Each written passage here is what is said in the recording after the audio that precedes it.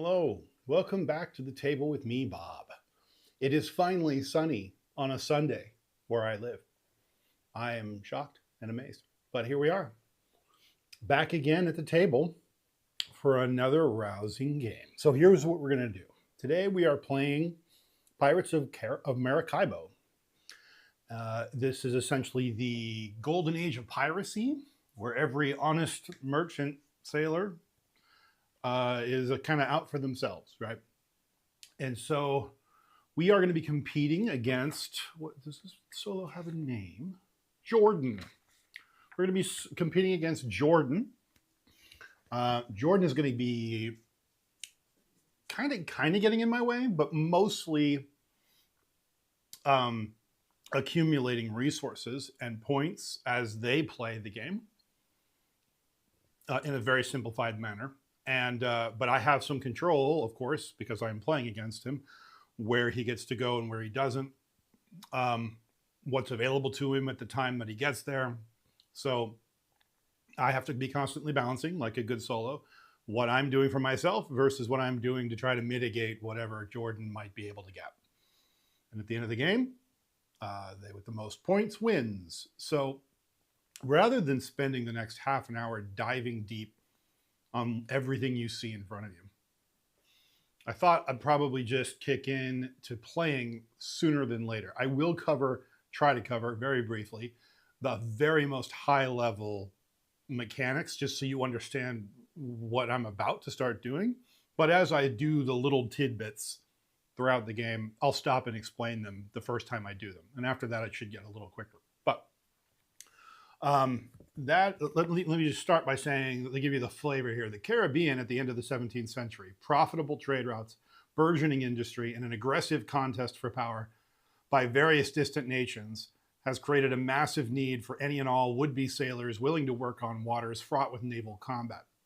A job is easy to find, but many are discontent with desperately low wages and cruel working conditions. Why not then, you think, enjoy a life of wealth and adventure on the high seas? Pirates do as they please and take what they want. But be aware, the cost of a merry life is often an unexpected and abrupt appointment with the gallows. So you'd better catch as much glory as there is to be had, as swiftly and cunningly as you can. Whether your reputation in battle strikes fear in the hearts of captains of treasure-laden galleons, the sight of your majestic ship and its massive figurehead announces your arrival at any port well before you land, or so much as the rumor of your undiscovered hoard of buried treasure sparks desire for wealth and adventure in many kindred spirits long after you're gone. Make the most of your limited time sailing around the Caribbean to outshine your contemporaries as the most legendary pirate captain in history. So that about sums it up, right? So here's the basic overview. Jordan and I are racing to get to Maracaibo. The one who gets there fastest gets points and renown and other things, and essentially gets to get a little bit of a boost. But crucially, the one who gets there fastest triggers the end of the round.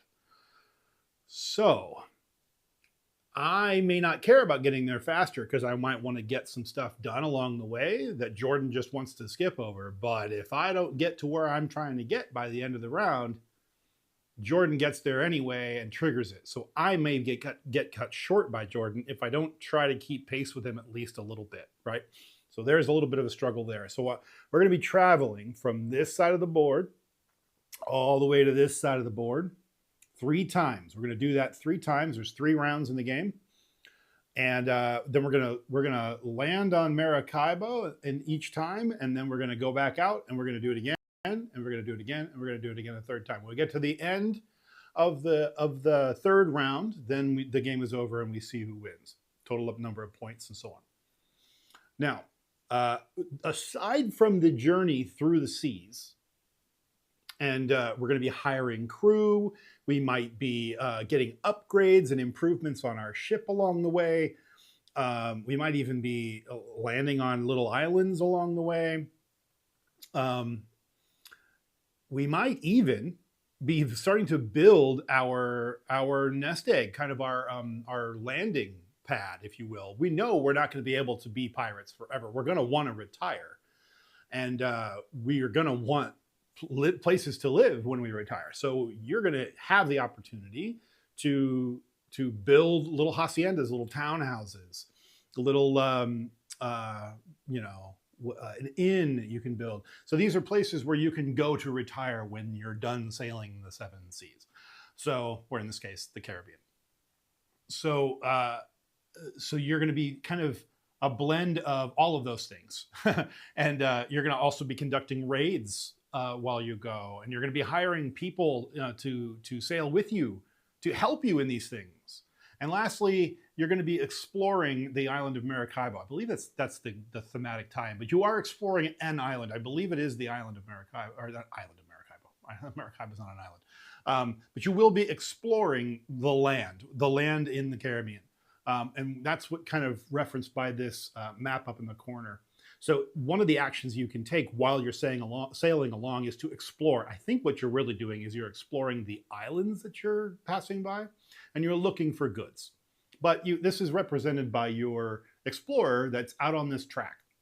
And the further along this track they go, the more victory points they earn. And every stop along the way gets you something good. So you get the choice of where to land them because the paths do fork in a few places. And so the traveler, the explorer, they stay out on the explorer track the entire game. Everything else kind of recycles every round, but the explorer is a cumulative thing. So an explore action is something you're going to get by sailing, but you're going to conduct it out on this island map. Now, let's talk about briefly a ship. This is my shipboard down here. This is all these little boxes that you see are upgrade spots. These are spaces that I can go to get things that help me. The top row, the beige ones, are all instant benefits. The bottom row are all ongoing benefits. These are things that I get when I take certain actions for the rest of the game. So if I take these, I might get a discount on certain types of things. I might get an increased value. So let's say I'm raiding, I might be able to do a little bit more raiding for the rest of the game every time I take a raid action, right? I might just get victory points or have the option to get victory points by spending points, spending like instead of spending travel distance on exploring on the map, I might be able to say I'm going to instead travel a little less but get victory points instead. So there's some trade-offs and some benefits you can get that you can unlock along the way. The ship is unlockable from left to right, which means I can't just go straight for the best thing on the board. I have to put a certain number of upgrades in each of these unlockable sections on the board before I can get to the next section. Along the way, you're going to amass riches in the form of emeralds, gold, and pearls. And of course, every good pirate doesn't want to be caught with all of his treasure on him and get that stolen by some other competitor.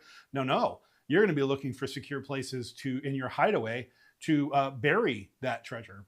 And so as you gain it, you're going to have it in your holds, but then you're going to have opportunities to bury that treasure. And those buried treasures are worth more points to you at the end of the game. And more importantly, you might actually get certain immediate benefits when you bury it. So you get a little bit of a double thing. You get a little bit of something good right away, and then you get better points as well at the end of the game. What's more to like? I think that's great. So that's at the end of the day what we're doing. I have a couple of expansions. Oh, I should say there's two little small things, and that is I can take, I forget the name of them. I think they're basically contracts. I forget what they are, but they're essentially objective cards. And if they're kind of split into two. So I talked about travel. Here I go again. I talked about exploring a little while ago. Here's an example of one of those objective cards. And the way it works is if you basically get the best possible option if you qualify for it by the end of the game. So if you just qualify for the top by the end of the game, that's what you get. You get 3 victory points if you qualify for just the top. Or if you manage to achieve all of these things at the bottom, then you're going to get 8 victory points instead. So all of the objective cards are built like that. This one basically says that if you've hired Yes. If you've hired 3 crew and you've crossed at least 2 rivers on the explore track, which again is up here in the top right corner of the screen, um, then you will earn 8 victory points. So you get all those benefits anyway. You get other victory points just for doing those things, but this card gives you additional victory points if you achieve those objectives by the end of the game. And you know how I mentioned on the ship, the bottom track is all ongoing benefits. Those are those kind of orangey red banners, right? I can optionally, potentially, get a figurehead for my ship. At the start of the game, you don't have one. It's just a regular unadorned ship, but you can get an adornment. You can get that figurehead. And if you do, you get a different additional ongoing benefit associated with that figurehead. So it's something to be looking for. In fact, one of them, in fact, they're all really good. I'm looking at the 3 that are out right now. One of them has to do with being able to bury treasure a little easier when you do raiding actions. Another one is being able to move a little further while doing exploring on that explorer track. And then the other one is getting basically a reroll. So I could spend points to reroll my dice if I don't like the dice when I do raiding actions. All 3 of those are great. I'd be happy with all 3 of those. So those are figureheads that, and by the way, those are randomized every game. In fact, a lot of this is randomized every game. Which makes this really, really easy to play over and over and over again because it's a vastly different game every time you play it. The thing also is the map you see, this map of sea cards, the configuration of that, they actually give you different configurations you can play. So once you've played the base configuration, which is what you see on the board today, you can mix it up even more. If you've played that a bunch of times and you're getting tired of this layout, you can mix it up and get whole different layouts. The only things that aren't randomized are the placement of these treasure island locations. And I'll talk about what those are and how those are different. Those locations are statically assigned every time, but all of the cards are shuffled and randomized on top of that, including these island locations. So that brings me to one of the 2 optional modules that I have added to the game this time around. And these are you don't have to play with these. I've chosen to do that just to mix it up and keep it fresh. But one of them is I've started with like Fog of War a little bit. So the island locations are dealt face down in this module. So when we start the game, I actually don't know which of these islands are located where. Why that's important is certain abilities that you get are only available on certain islands. And certain capabilities, like certain actions you can take, are only available on certain islands. So I don't know which one's in which order, and I roughly know what they all have on them because I played the game before, but it's been a while. But I don't know in what order they are, and I don't know which of these additional tiles will go on which of the islands. We'll get into what those are as we play. But the first player to land on, or I believe it's land on or pass over, but I'll check. I believe it's just land on for me, but it might be pass over as well for the AI. We'll get these doubloons.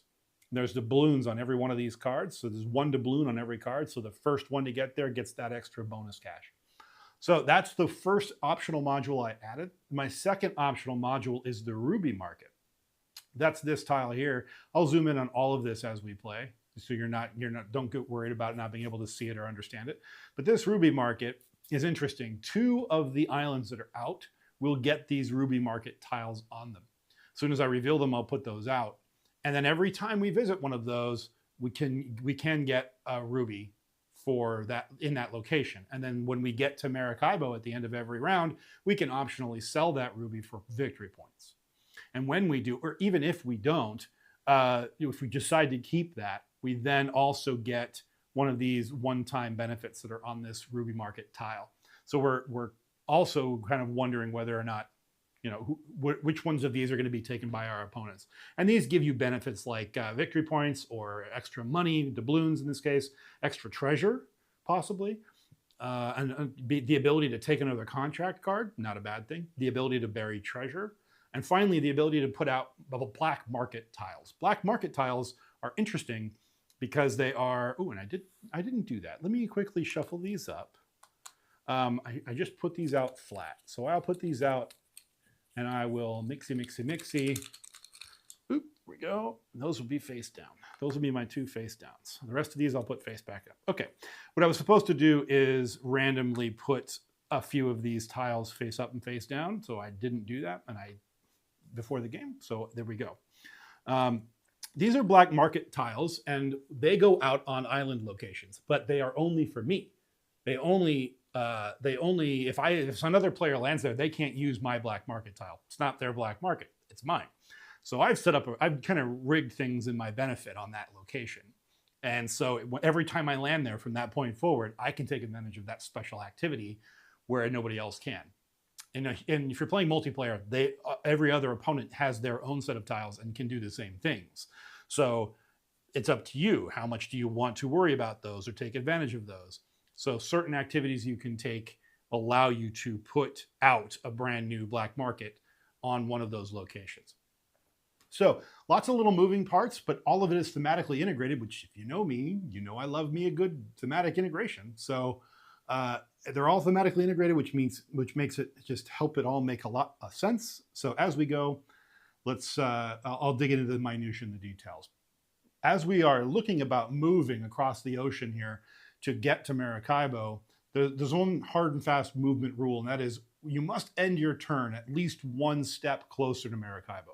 So you can go up and down a certain column of cards all you want, but as long as you end your turn at least advancing toward Maracaibo 1 step, it's legal.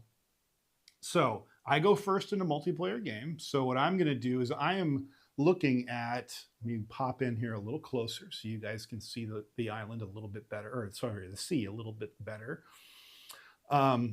So what I'm looking at here is I start out here and I really like the idea of getting a masthead before Jordan, because Jordan will roll a die and determine whether or not if they get the right action that lets them get a figurehead, they will roll a die and then randomly to figure out which one he's going to remove from my options.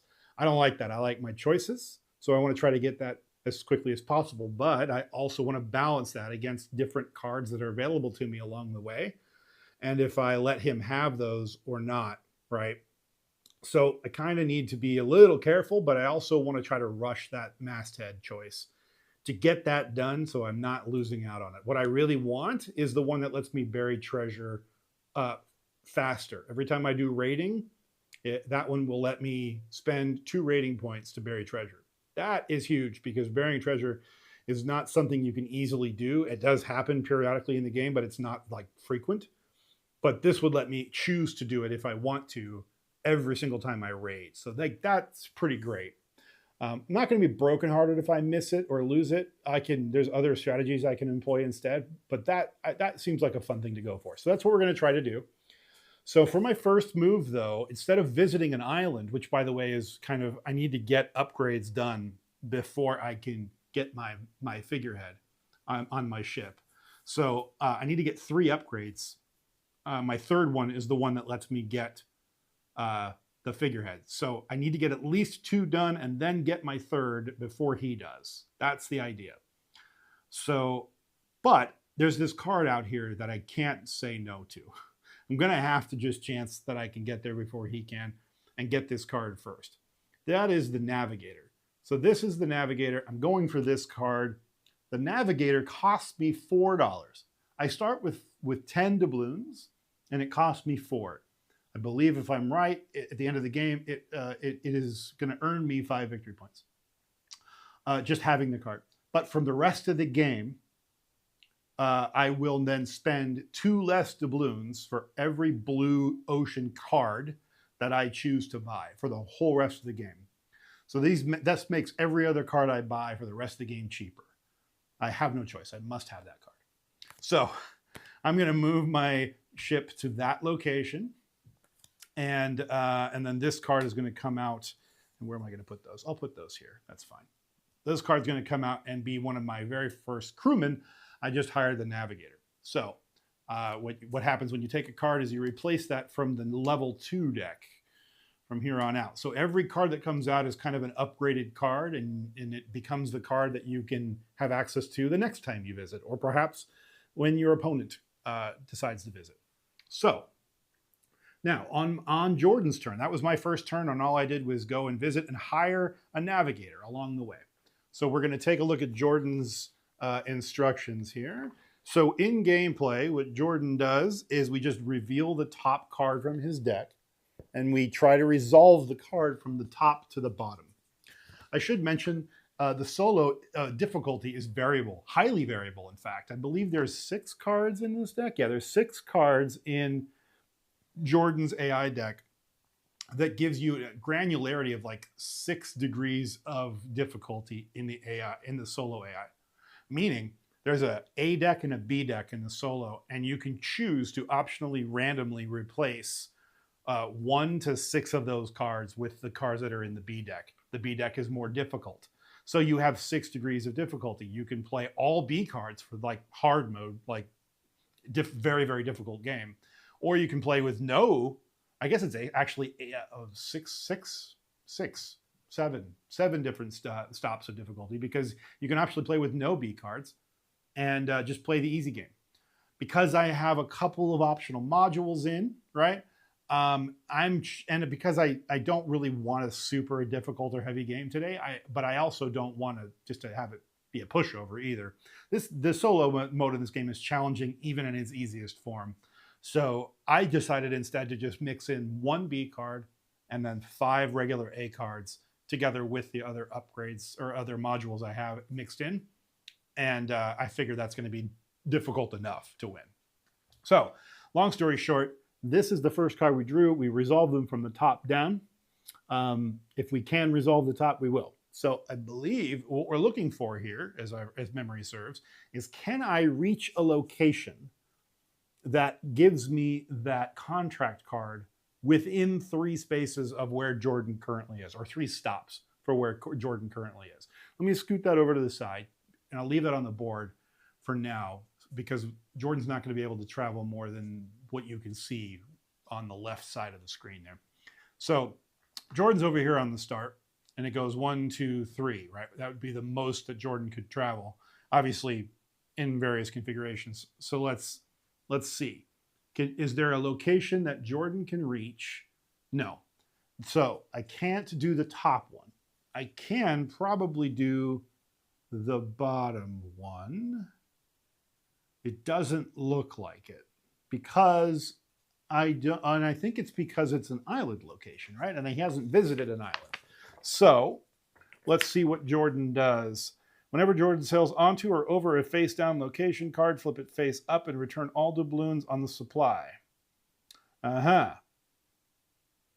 Okay.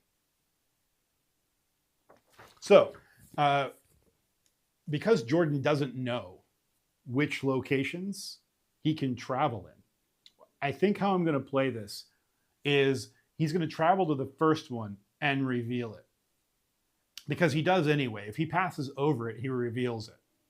So he's going to pass, he's going to stop. He's not really going to stop here. He's just going to reveal it and look at it. If it matches the top of his card, he's going to stop and use it, because that's what the rules would have him do anyway. If it doesn't match the top of his card, he's going to move on to the maximum movement. And then he's going to see if that matches his card. If it doesn't, then I will resolve the bottom instead, and we'll go from there. But I don't think that's going to matter. So, and by the way, every time he lands on on one of those face-down locations, the doubloons just go back into the bank. So I lose out on that money. That's okay. I chose to get a card. I could have landed on one of those and gotten the money. I didn't do it. That's my bad. But here's what it is. So this goes back in the bank. And this is step 1 and 2. Oh, look at that. He gets his top list right away. So he stops there. That's what he would have done anyway had it been visible. Now, that's Aruba. Aruba does get one of these new tiles. So the Aruba is going to get one of those. These are shuffled at the beginning of the game. I put those out face down because I didn't know where which tiles get those until, or I mean, sorry, which islands get those until they're revealed. So we're going to be putting those out at first. What that means is anytime anyone lands on this location, the value of pearls in the market goes up. So right now, just people are willing to pay more for pearls. They're more prestigious right now. So because he landed there, the value of pearls goes up. And as you can see at the very top of the screen here, you can barely see that the value has currently got 4 cubes on it, and now it's just going to gain a 5th. Hasn't quite increased in point value yet. It has to get all the way up to the very top to be worth 5 victory points. But for right now, it's on its way. You know, pearls are just a little bit more valuable than they were before. So this is Aruba, and Jordan decided to stop on Aruba. Jordan, by stopping on Aruba, gets a ship upgrade. So let's take a look at the ship upgrades for everybody. All right, so we're going to discard that. I'll just put it at the bottom of the, no, I'll just put it over here. That's fine. That'll work. Okay, so here's everybody's ship upgrades. My stuff is along the bottom. Jordan's is kind of along the top there. The Ruby market is next to Jordan's stuff. So Jordan first does an upgrade, as we saw on the card. So he's going to take a gray marker cube, and he's going to always populate topmost and then bottommost of every column. So then he's going to move all the way down the board like that. Top, bottom, top, bottom, top, bottom, top, bottom, until he gets all the way to the end of the board. So the first one is to upgrade the strength of his explore and raiding actions, which is not great for me because then he earns more victory points and more things, gets to be able to travel a little further during his explore actions and so on.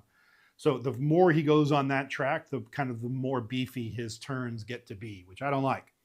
But it's inevitable. It was his very first upgrade, so we knew that was going to happen soon. So there we go. He got his upgrade, and what that means is this little marker cube here goes from this stop to that stop. Now every time he takes one of those two, he'll get these benefits instead because they're a little bit more upgraded than they were before.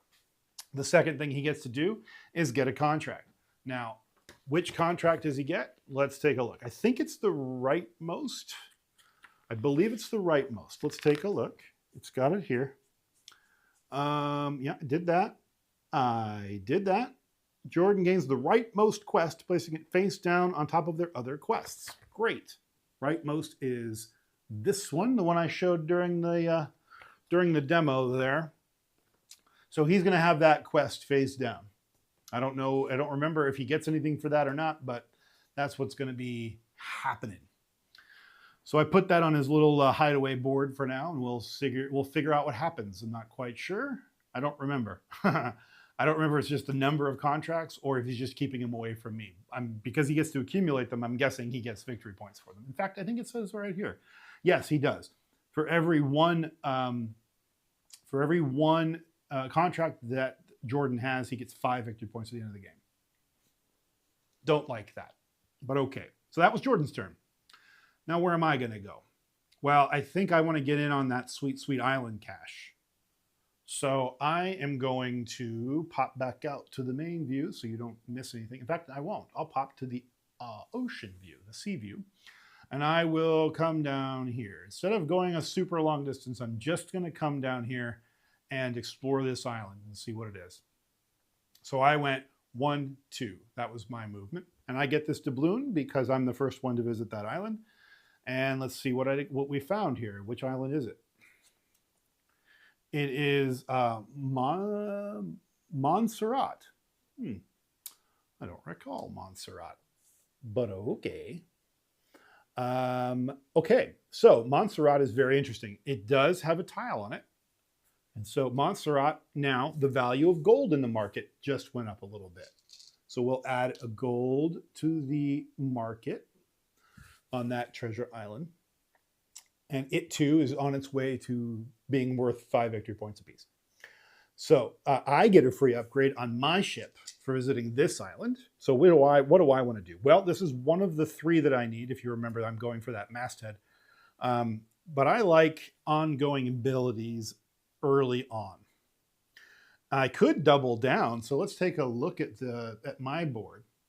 So at the bottom, my 3 ongoing abilities are interesting. I can get additional rating power. When I do a rating action, you'll understand what that means. Basically lets me get done more during a raid than I otherwise would. I could double down on my discounts of cards. So instead, my current navigator lets me have a -2, but if I go here, I would have a combined -3 cost. So I would save, it would reduce the cost of every card by 3 for the rest of the game. Or here, it lets me explore 1 additional step. Honestly, I think I'm going to go for the reduction in cost. I'm going to go for -3 price for the rest of the game. Super early benefit. Great. Okay, so that was my upgrade. Back to the sea view. So back to Montserrat. My other action that I get to take is I can either bury 2 treasure. I don't have any treasure yet because it's early game. I haven't had a chance to accumulate any.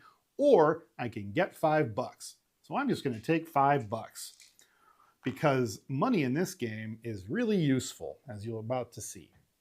Because I can buy cards like crazy. And I can buy cards for cheap because I have -3 already in the beginning of the game. Okay. So where's Jordan going to go? How's Jordan going to get in my way? Let's find out. Jordan's next turn. Okay. Let's see. Either or. Is there an action that lets Jordan move? What is that? +3. Let's just read that because I don't remember what those are. I have it right here, though. No problem. So, Jordan says, yes. No. Oh, there we go. If location showing either of these actions is within 3 movement range, sail to that location. If both are in range, apply the solo tiebreaker rule. Then perform the following actions. Okay, well, let's just look. Oh, I see. I see.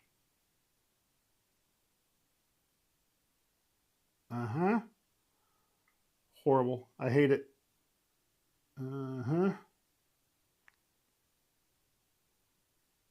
Okay. That is a weird symbol for that card, but okay. So what this is basically saying is if there is a blue card with that symbol in the corner or a blue card with that symbol in the corner within 3, then go there. Those are both very common cards. The box symbol, the one on the left, is kind of an upgrade or a piece of equipment that you can get on your ship. For example, a lantern, right? Or a snorkel. I think a snorkel's in the game, right? This one over here is a compass further on down. So those are things that help you get your job done a little easier. The other one is just crew, right? Any crew card. Well, both of those are within range, right? And I think the game says you always want to default to the furthest distance because again, Jordan's trying to get to Maracaibo before you, so he's going to be very aggressive around his movement. So let's take a look. This is one location, which you can't see because I have the card out there. That's fine. So this is one such location, which is a lantern, but that's one stop.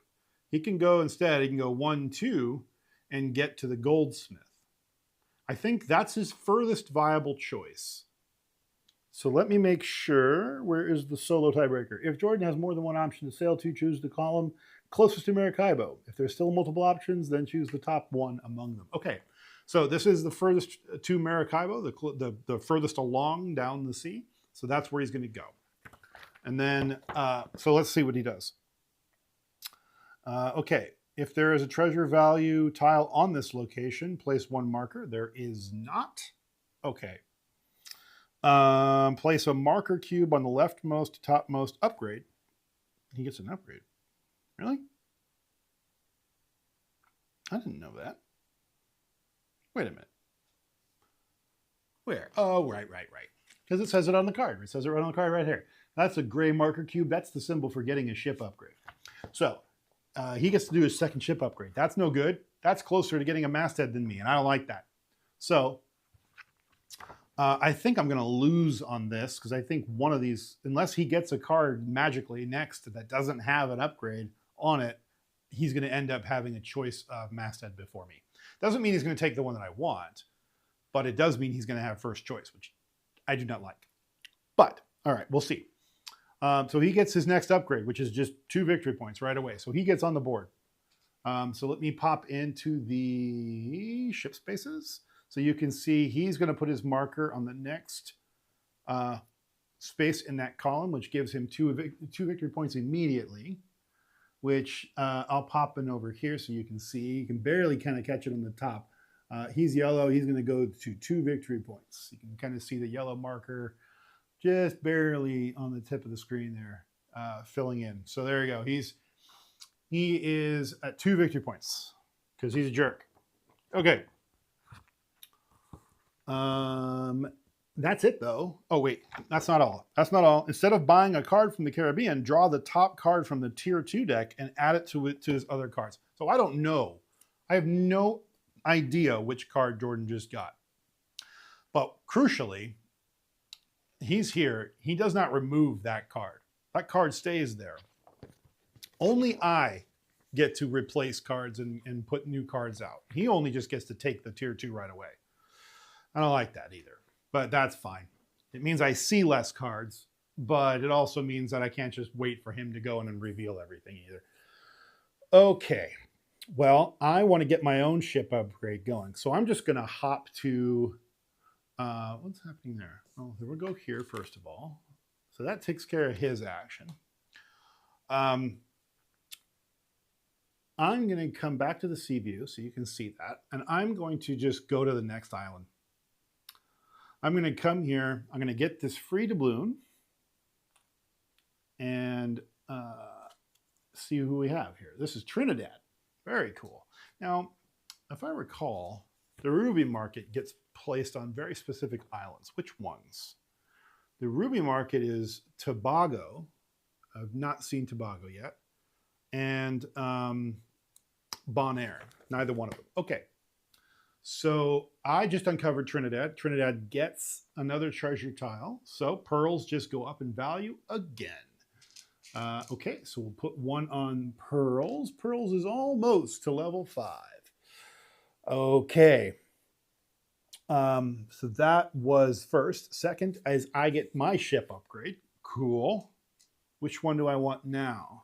Well, because I'm looking at buried treasure, I like the idea of well, what I'm looking at is specifically this masthead.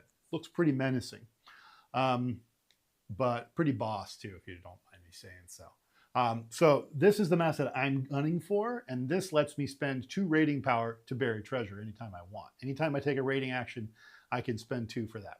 So that, by the way, is pretty cheap. That's the one that I want. So knowing that that's the one I'm gunning for, I'm going to opt for an increase in rating power. So I now get a +1 rating power for the rest of the game.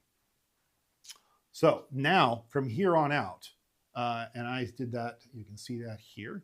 I put my cube there. Now from here on out, I'm now permitted to get upgrades in the next section because I have spent the necessary 2 upgrades in the first column.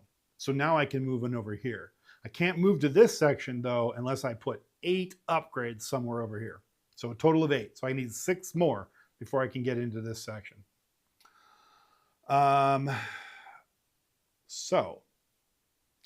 Crucially, I'm eligible for this masthead, or the figurehead rather. Get this figurehead. The next upgrade I get, I can get a figurehead. Okay, so that's me. Let's find out what, oh, no, that's not me. That was just my upgrade. I get to do a raid. Hey, and I just got a rating upgrade. Cool. All right, so here's rating. Here's how this works. These are 3 treasure dice. They all, the color corresponds to the type of treasure. So emerald die, gold die, pearl die, right? Well, we know pearl and gold are both worth a lot right now. So I might be gunning for one of those 2, but let's see. Let's see what I get. I got a 1, a 6, and a 6. Ooh. Well, I can re-roll if I want to, but I think I have to re-roll all of them. I don't get to just re-roll 1 die. Pretty sure. I will double check because I'm near certain that's the case. Gameplay, rating. Yeah. Yes, you may optionally re-roll all the dice. Well, I don't want to re-roll all the dice because I like them 6s. So We haven't seen much out of emeralds yet, so I don't really care about that. I think I'm going to go with my pearl. Yeah. Here's the thing, though. Let's pop into, well, you can actually see this on this view. So what I'm looking at is this is my hideaway board, right? This is my emerald above ground kind of, it's just in a chest on a ship somewhere, right? Above ground storage for emeralds. They're not buried yet. I still have to bury them. And if I bury them, I stick them down here. This is gold, same thing. This is pearl, same thing, right? So in emerald, though, the first emerald you have in your supply earns you 2 victory points. In gold, the first gold you have in your supply earns you 2 or 3 doubloons, but you don't get an immediate benefit for pearls. The more pearls you get, the more victory points you earn. So that's not bad. If I max out my pearls, then I earn a lot more victory points. But it sure would be nice to get points or money right now. Emeralds are interesting because their value tokens haven't come out yet. They're going to be on one of these other 5 islands that are yet to be unexplored or yet to be explored. So I know they're going to go up in value. And in fact, as soon as I bury them, I can make them go up in value even more. So, and because the first 2 spots in the buried treasure tracks on all 3 different types are to increase their value. Because I've buried them, I've removed them from the market. So now they are very scarce and therefore worth more. Isn't that fun? So I think I might go for emeralds, even though they have they're not as much of a long-term payoff. They're an immediate payoff, and I would tie him for 2 victory points right now. So that's what I'm going to do. I'm going to take the emerald die, and then I get an emerald. So how does that work, right? Let's come back to the sea. If you look on the emerald treasure isle, what I do is I take the topmost cube from this track. So they go down in value. So that comes over here onto my player board, onto my hideaway board specifically. So now what you'll see is I have placed this emerald cube that I just pulled off the island and I stuck it right here. Well, because it's my first emerald, I go up 2 points. So I go up 2 points right now. So now we are tied. Okay, when I bury that, I'll be able to increase the value of emeralds again. So I've temporarily decreased them because I pulled some out of the market, essentially. That's how that works. Okay, so I've done my rating action. Now, here's the thing. That is just the action. Now, well, actually, I take that back. Here, I take that back completely. Let me walk through how I managed to pull that off in the first place. So on the board, you see, or on the screen, you see I have the 6 power, right? Well, on my player board, on my boat, you will see the standard rating actions. And this is 6 rating points. So what I've done is I have spent 5 of those 6 to get a treasure. The treasure that I got corresponds with the color of the die that I chose. In this case, I chose emeralds, and therefore that's how I got all of that. I didn't describe that very well at the beginning, apologies. That's how it works. So that leaves me with 1 rating point left over. Actually, it leaves me with 2, because don't forget, I got the +1 rating upgrade already. So now I have 2 rating power left over. I have the 6 plus 1, so a total of 7. I've spent 5, that leaves me with 2. So I have a choice. I can spend 1 for a victory point. Can I do them multiple times? I forget. I don't think so. Let's double check. Rating. Only perform once. Okay, so I can get 1 victory point, but if I do that, I'm giving up on 1 rating power. So yeah, it would let me go up in points, but right now I'm going to try to bankroll money as much as I can. So I'm going to spend the full 2 and get 3 more doubloons.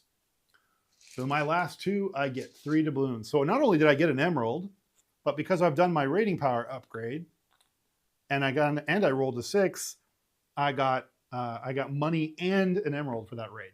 That was a great raid. Good job, Bob. Okay, so let's see what Jordan has in store for us. Jordan wants to do rating 2. He liked my raid and was like, hey man, I want to do rating 2. That's not cool. Well, I don't see that as an option, buddy. But like I did before, I'm going to go to the next undiscovered island because they're not discovered yet. And that's where rating powers are. And if that location does not have a raid on it, he can't reach. Well, he can go 1, 2, 3. But in the spirit of the rule for tiebreakers, he can go 1, 2 and be further along towards Maracaibo. So that's what he's going to do. He's going to come here, and that's what he's going to try to discover. If that doesn't work, I'll try to resolve the bottom card because he's going to do that the furthest down the line he can get, which means he's going to go for this captain because that's the furthest to Maracaibo he can get. So if this isn't what he wants, he's going to go for that captain. That's the plan. In fact, he's not going to go for captain. He's just going to get a card, but regardless. And I don't know what that card's going to be. But anyway, he gets that. He basically removes that money for that location. Bonaire. Okay, so Bonaire is not a raiding location. But Bonaire is one of the locations for the ruby market. I'm nearly certain. Am I right? I am right. Okay, so this is a ruby market location. So what happens when Jordan goes to a raiding market location? Yeah, on a location with a ruby market. Oh, goody. So he doesn't get the ruby unless he lands there. So he's going to pass through it and not get a ruby. Because he's laser focused on the very first objective, which is this crew card. He wants a crew card as far down the path to Maracaibo as he can get. That is this captain. So let's go to the sea view so you can see what I'm talking about. So here he is now, right? He sailed through this island looking to see if he can raid. There wasn't a raid there, so he moved on. He's going to get this crew card, which is the furthest along he can get. He doesn't actually remove the card though. That's right. He gets the topmost tier 2 card face down. I don't get to see it. So that's where he decided to go. Cool. Well, he just walked right past the ruby market. Okay. Now, why that's very interesting is he didn't perform a ship upgrade. He instead just got a card. There was no ship upgrade on that second option on that card, which means if I can land on an island right now, I get to have first dibs on the figurehead, and I have all the money in the world right now to buy one. But that's what we're gonna do. Here we go. All right, so I'm here, and I'm gonna go 1, 2. And I get that doubloon for being the first one on this island. Now, here's the problem. After this, pretty sure the round is over because he's going to get to Maracaibo. But we'll see. Okay, I got to Granada. So this isn't a location for a regular treasure tile. And true to form, emeralds went up in value because this is the emerald, one of the 2 emerald upgrade locations. So emerald just went back up in value. That's good for me because I have an emerald in my storage. Okay, so I get my first ship upgrade. That's the very first thing we do. Well, guess what I'm going to do? I am going to pop back into the ship upgrade section here. So now we're over here. I can now do these. Well, the top row is an immediate benefit. One of the top rows is figurehead.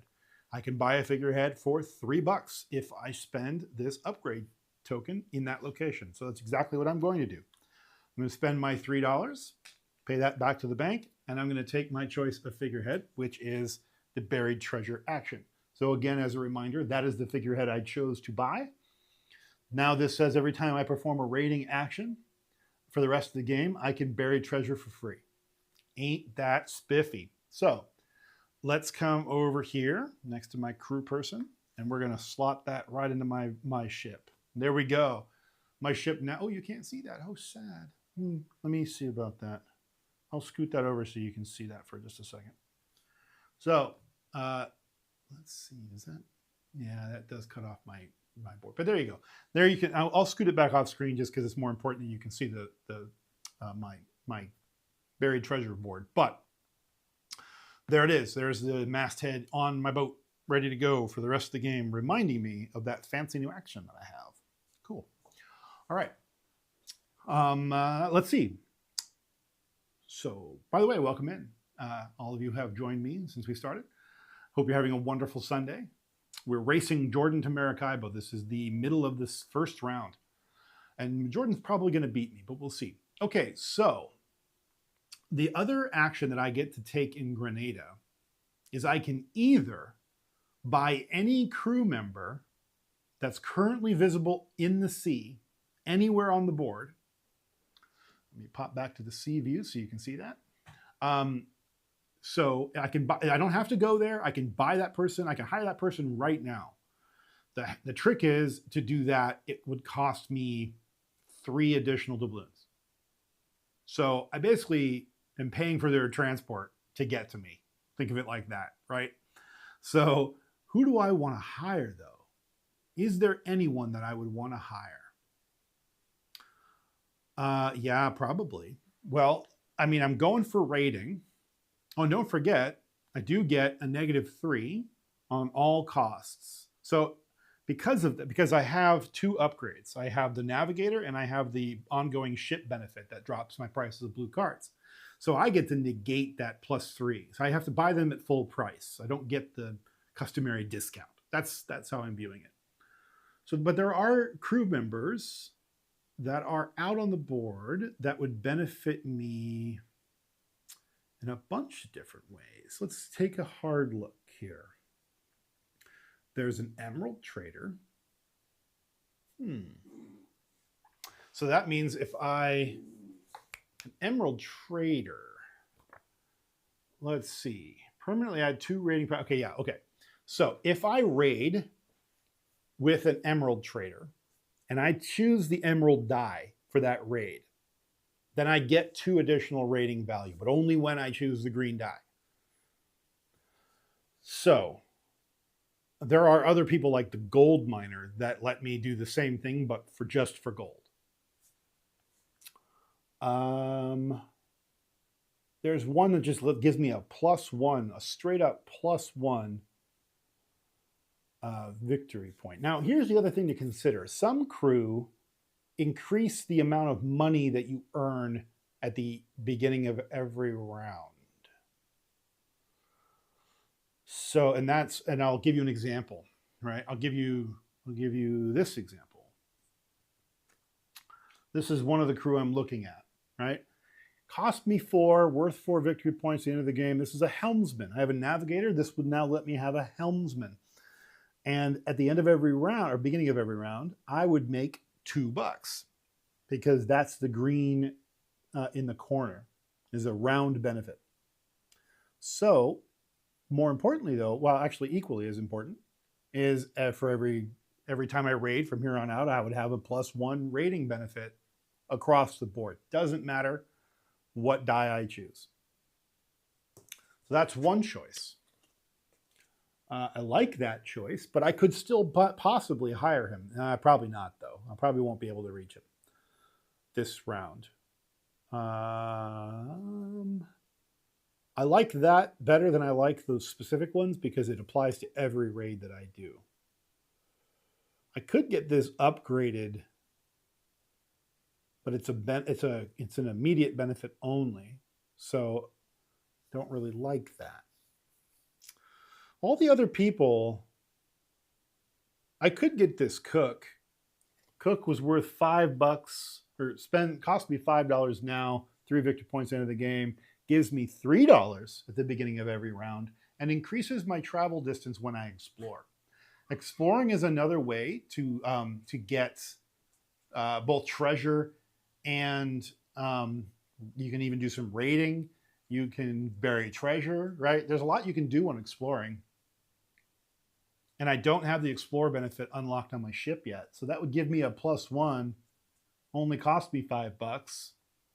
And I'd get 3 of it back at the start of the next round. I already have a rating benefit. So I feel like, let's get this cook. I like this cook. And the cook was behind me, so I never got a chance to hire the cook. So we'll put the cook out here as well. Okay. So I replaced that card with a tier 2 card. And that's handy because it means that that will be available to me at the start of the next round. All right. Well, I successfully got my figurehead. Now, those other 2 figureheads that were out on the market, they don't matter anymore. Because now the AI won't have a figurehead. It never gets one if I get there first. And I can't replace my figurehead for the rest of the game. It is now my figurehead on my boat for the rest of this game.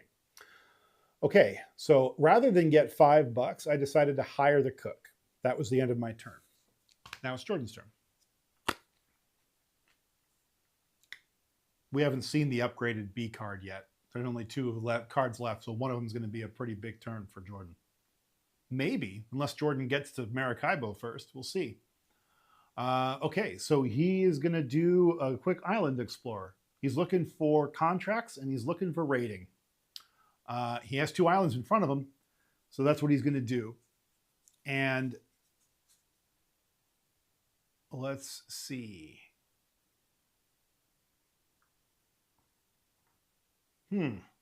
What I'm getting at is, would he go to one of these crew instead? And he probably would. He'd probably go to that helmsman I was looking at. But he's going to go cruising for islands first. So he's going to ditch that one. And that's an explorer. So that's not going to help him. But it is that's Curacao. Yeah, Curacao, rather. So that goes here. That is a gold value. So the gold market goes up 1 step. Oh, no. No, it doesn't. Because he hasn't visited yet. He's just cruising past it. He's cruising past it. Because that's not what he's looking for. He's looking for contracts and raiding. Oh, he got a raid. He got to Tobago. And Tobago is our last ruby market. So not only is he going to Tobago, but he will get a ruby right before he gets to Maracaibo, like a jerk. So let's take a look here. Rubies. Gains 1 ruby on a location with a ruby supply. Right. Okay. How do I mark those? Do I just put those on? What does he do with it? In the Gulf, Jordan sells 1 ruby to a random empty space. Okay, so I'll just put them on his cards, I guess. I'll just use gray trackers. The game doesn't actually talk about how to track rubies because I don't think that's actually a component in the game. It's interesting. It doesn't talk about it. 2 ruby tiles, 2 ruby markets, but it doesn't talk about what to do, how to mark your rubies, that you own them. Let's see. Show this by taking 1 gray marker from the supply and placing it on the ship image of their hideout board. I see. Okay, so I'm going to put him on his cards. He gets 1. He now has a ruby. When he gets to Maracaibo, he'll have the option, now he will, sell to a location in the ruby market. Okay, the next turn, he gets to get to Maracaibo. Maybe he just gets, I forget what the name of that stop is. When you get to Maracaibo, there's actually, where you get near Maracaibo, there's actually 2 stops on the board. The Gulf and Maracaibo itself. Okay, so the next turn, he's getting to the Gulf. So, I have 2 more actions before the end of this round.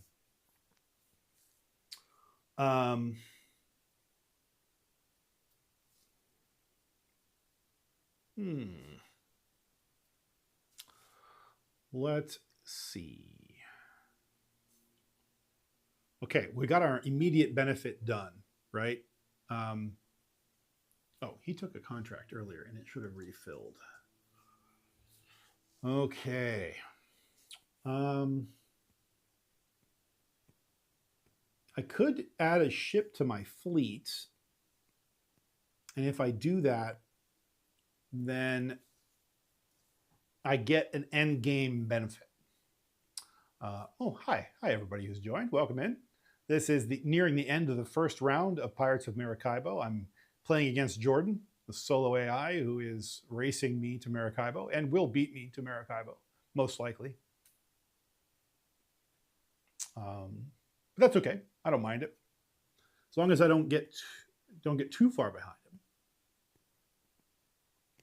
The other option, well, I don't think I have that much money. I have $5. Oh, I do technically. I think $5, $10, $17. Not quite enough. I could spend all of my money and build a residence at the inn. I don't think I really want to do that this early. Isn't it interesting how when I greet people, they leave? It's weird. I guess I shouldn't say hi to anybody. Anyway, let's see.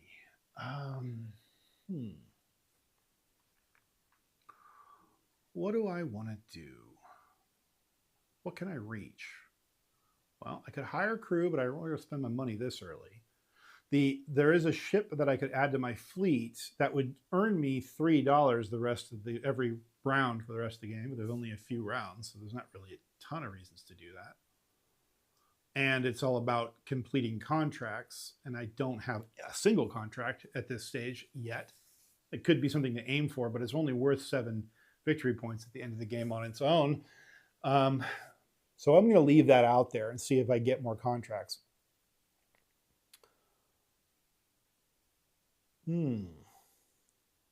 I can make it to that Explore Island. I think I like that. Let's go do a little explore. Y'all haven't seen exploring yet. So let's do a little exploring. That's what we're going to do. Okay, so I'm over here. I am in Granada. And I'm going to head down here to Curacao. That's right. So I have a total of 3 movement, by the way. As long as I end my movement forward, I'm okay. So I go 1, 2, 3. That'll be my max movement. And the price of gold goes up in the market because I landed there. Okay. I also get a ship upgrade. So what ship upgrade do I want? Let's take a look. Well, I can do anything in these first 2 columns. I could place a black market out and take advantage of that. I don't have any gold. Don't have any contracts. I don't have any equipment.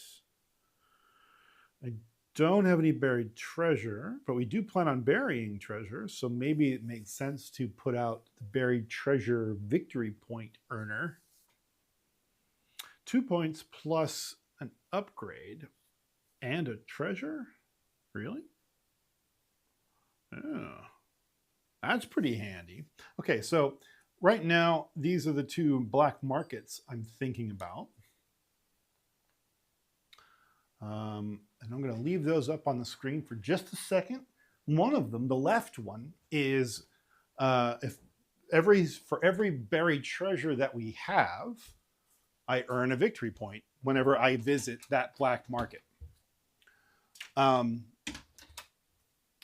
The other one is kind of a catch-all utility black market, which is to say that every time I visit that location, I get 2 victory points plus a ship upgrade and a treasure. That's pretty handy.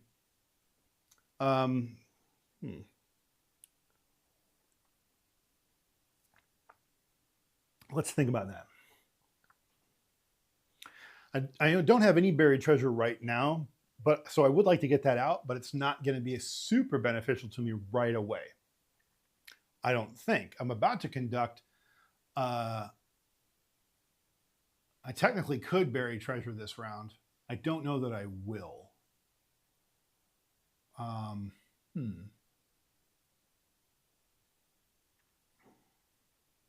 might get another emerald, though.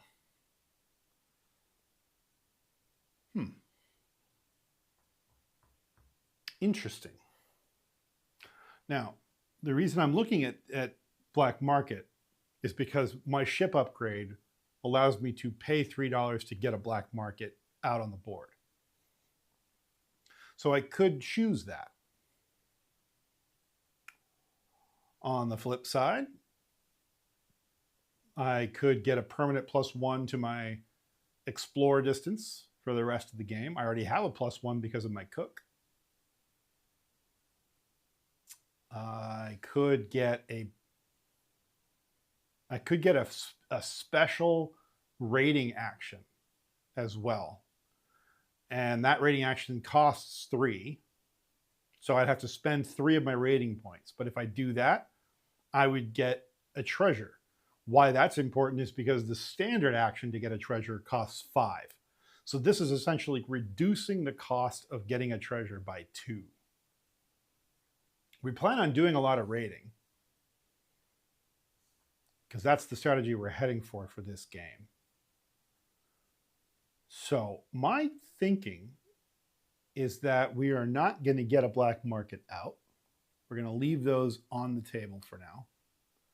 And instead, we're going to go for that cheaper raiding treasure action.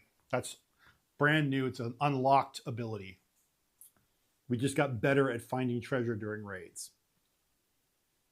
That's cool. Okay, so that's my upgrade. I now have 4 upgrades. I need 4 more in order to get to the next column, the next tier of ship upgrades. Okay, so now we do our explore action. Well, I get to do a 3 explore, so I get to move up to 3 spaces. Well, because I have the cook, I get to move up to 4 spaces. So my choices, let's look at the explore location. Yeah, that's good. Okay. So here I am down here in the bottom right corner, right?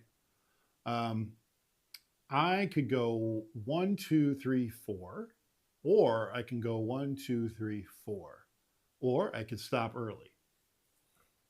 I could go here and get another emerald right away, or I can go here, get a gold right away.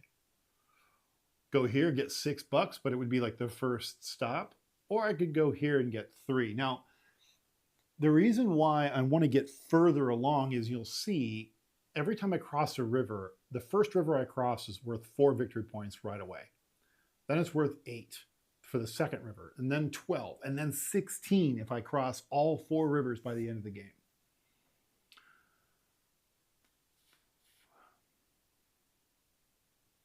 So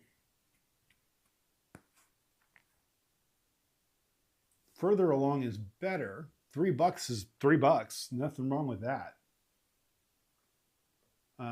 I do have 1 emerald that could be buried, and that is the buried treasure symbol. I would be able to bury 2 treasure.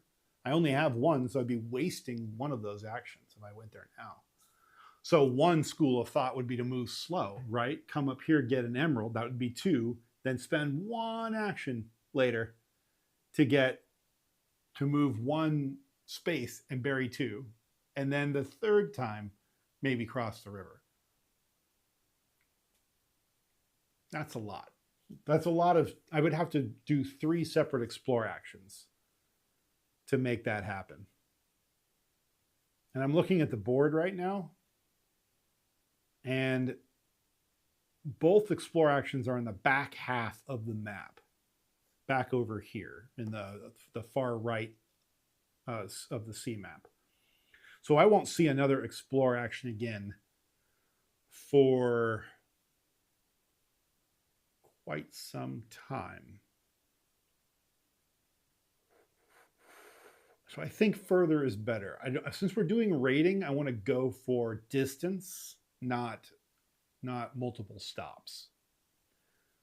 If I was like travel heavy, if I was looking at doing a lot of explore, and getting a ton of explore movement. Maybe I could sacrifice things along the way and move a little slower, but that's not the world we're living in for this game. So let's do it that way. We're going to go 1, 2, 3. Oh, that's 4, huh? Do I want to do that? I don't know that I want a contract. No matter what I do, I have to start at the 6, don't I? So I'd end up at a contract if I move the full 4. If I get a contract, can I top deck it? Let's find out. Top of the deck, I can. The two that are out right now are about like having a lot of pearls or having a lot of immediate upgrade C cards. Immediate upgrades are great, but they're one shot, right? You pay for them and then you get that benefit and that's it. So I try not to get those. I'm not too terribly interested in either one of them. But top decking it, I might be convinced. But since we are where we are, I'm going to be passing up a contract if I did that. Don't really need a contract. They're good extra points, though. What should I do? Lurkers do not like to be perceived. I didn't even name anybody. It's brutal. Okay, I just said hi. That's all.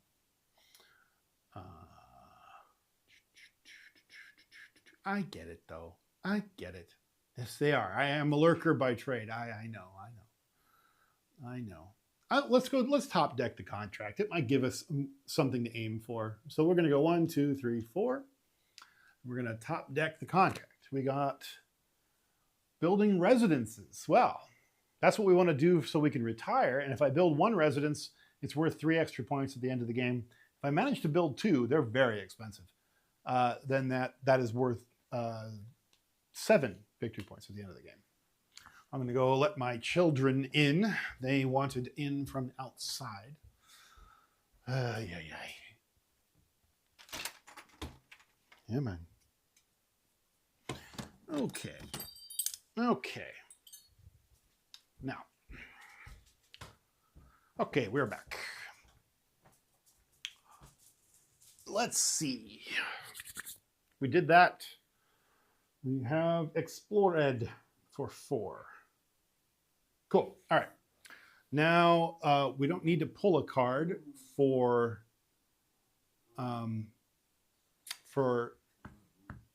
Jordan because Jordan goes immediately to this location, which is the harbor. The harbor is a special location, and Jordan does things differently in the harbor. So let's find out what Jordan does in the harbor or in the Gulf.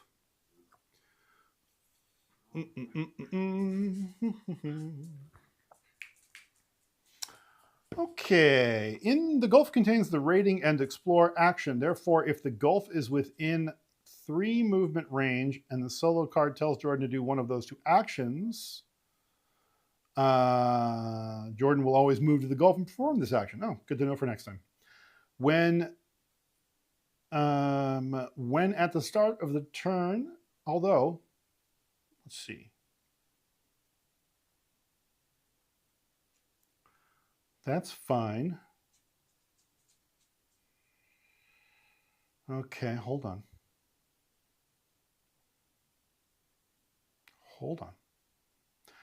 Yeah. Oh, I see. He would have done that. Ah, interesting.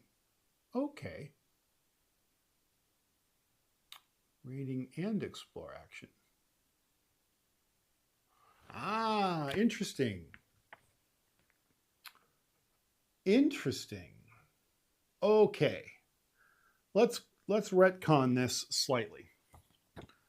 So to play by the rules, last time Jordan was hunting for raiding, and he stopped at Tobago because it was a raiding location. But reality is he could have spent all 3 of his movements to get to the Gulf.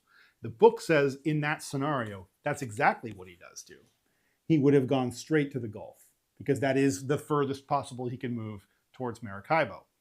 And it lets him take the special action on his board to raid and explore, because that's what one of those things that the location lets you do. So he chooses to do that. Now, that means he didn't get a ruby because he never stopped on Tobago. He did explore them because I should say he did expose them because that's what the instructions say he does. So that part is done. I don't have to retcon that. But he doesn't get a ruby because he never stopped there. But instead, he gets to perform this special action on his board. So let's go take a look at that. So on his board, because he's got 1 upgraded stop, this is the action he performs. He gets to do both of them because this location lets you do a raid and an explore. Let's do the explore action first. He gets 2 points and he gets a treasure. So let's take a look at what exploring works, how that works for him, because he's never done an explore yet. Yeah, okay. Done that, yep. The value shown left of the action icon. Rating. Oh, he gets to do a 4 explore, and because he's in that location, he gets to do 5. Okay. So he would have gone 5. Well, 1, 2, 3, 4, 5, or 1, 2, 3, 4, 5. Either way, he ended up here. Okay. Well, he didn't block me, so I still do get that. I preemptively put that that contract away because I thought he was going to block me out of there, but he didn't. So I still have that contract because that's what happened. That's fine. He is now ahead of me in exploration. He's 1 step ahead of me. I get to skip over him though, so that's actually kind of a good thing for me. I get to move a little faster when he's in front of me. Okay, so there's that. And then he gets to do a raiding action as well. And because of where he's at, well, he gets 2 victory points, and he gets 3 victory points for the explorations, and that puts him at 5. I'm still at 2. And then he gets 2 victory points for a raid. So now he's at 7. So he's going to conduct a raid. Let's see what he does for a raid. Aha. Does he roll? Or does he not roll? Oh, I think he does roll. Let's see.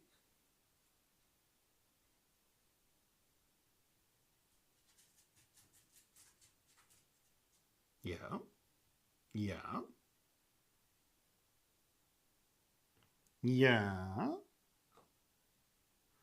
Okay.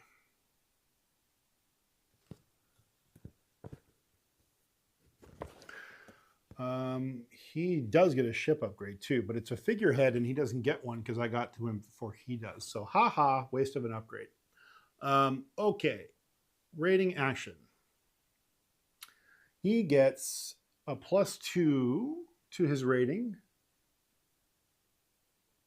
He got the victory points already. So let's see.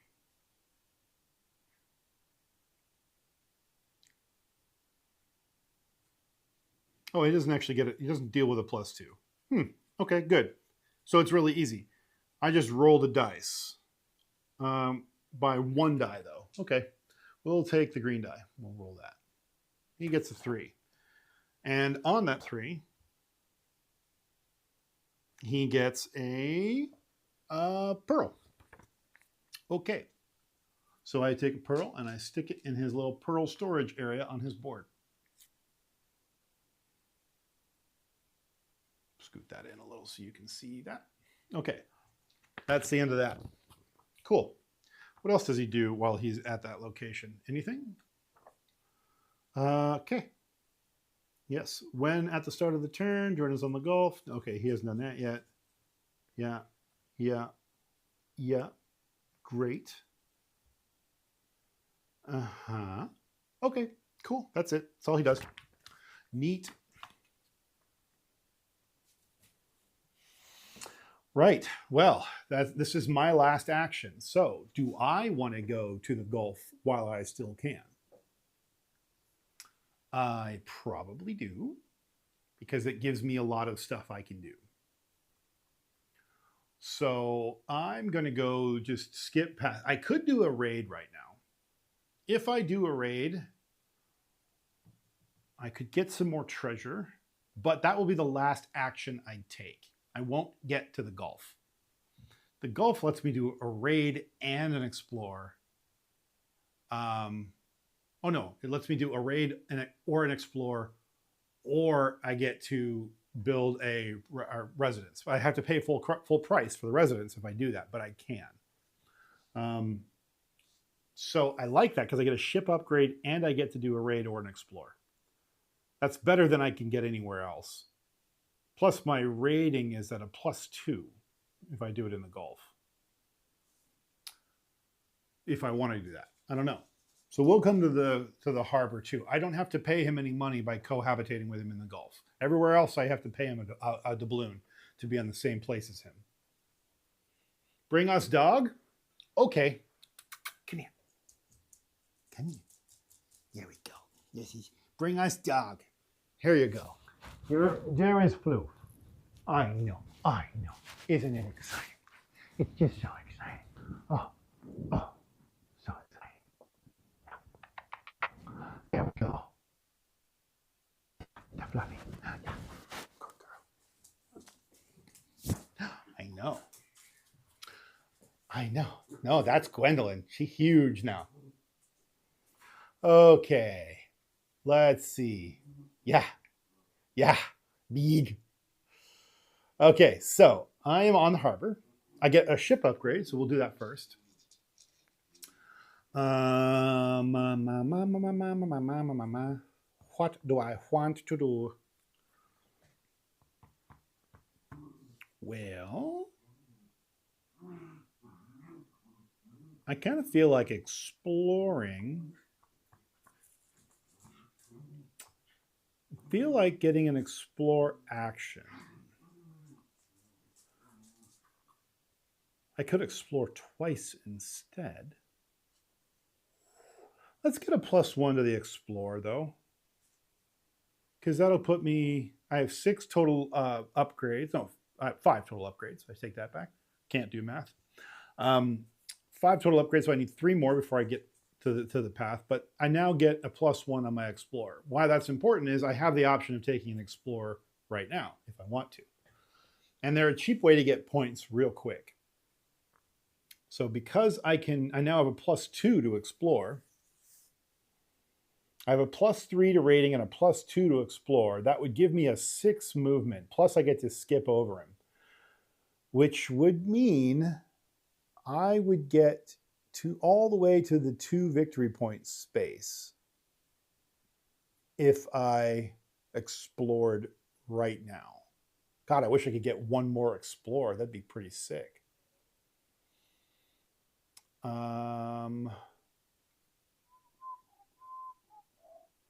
I'm just racing down this track if I wanted to do that. I'd be skipping over some cool stuff to get there, but I'd be almost to the second river by the end of the first round, which would be pretty cool. So maybe so. What do you think? On the flip side, if I rated, I'd be at a +2, +3. So that would be a +5, plus whatever I have on the die roll. So potentially I could get 11 rating points. And because I have the discount, that would mean 3 treasure of whatever I chose. That's a lot. Then I'd still have 2 left over and get $3 out of it. I probably should do that. But that juicy 4 explore plus 2 isn't bad either, because that would be 6 victory points right now. 6 victory points, 4 for crossing the river, and 2 for landing on a spot that's worth 2 victory points when I get there. That's rough.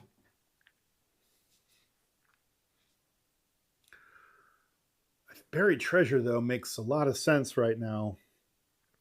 And let's say that, just for the sake of argument, I took emeralds, right? Why do I not have one of these treasure tokens out right now?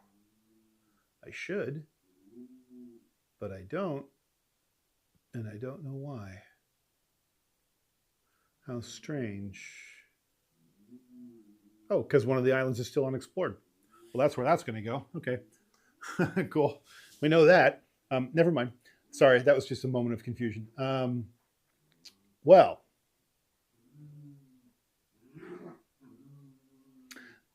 the 3 treasure, when buried, would increase the value of said treasure by 2, plus whatever benefit. So if it's emerald, I would increase the benefit of emeralds by 2 and get 2 gold if I bury all 3.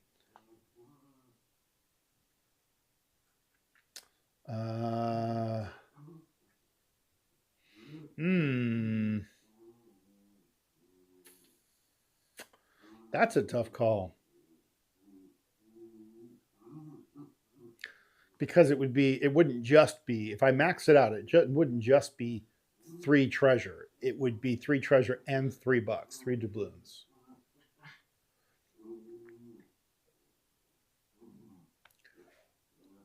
How many victory points is buried treasure worth? Let's find out. I think it says it right here, actually. Buried treasure is worth 2 on top of its value. So if I got 3, they would be worth 4, almost 5. And then a piece. So 4, this would be 4 times 3 would be 12. Plus, if I buried them later, it would be worth another 6 points, so 18 points. So 6 points now, or the potential for 18 points. But it's not just 6 points. It's 6 points with the potential of 8 more points, so 14 points. Plus, then you can still continue down the explore track to earn a potential 12 more points. So, like, explore is all about setting yourself up for the future as long as you do enough of it. But you only get a chance to do 3 of those, or 2 of those per round. Like, move the light. So I don't know. Oh man, that is a hard call. Right now I am kind of split down the middle. I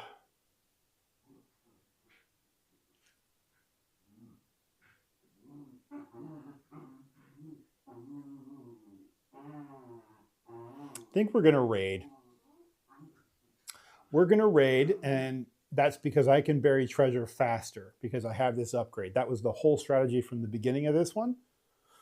I can still try to progress down that track. I may not get all the way to the end.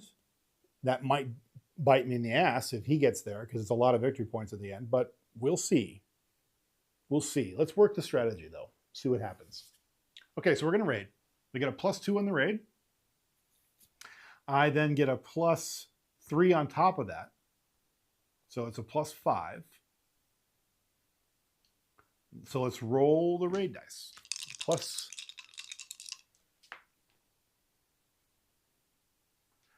I think I'm going to re-roll.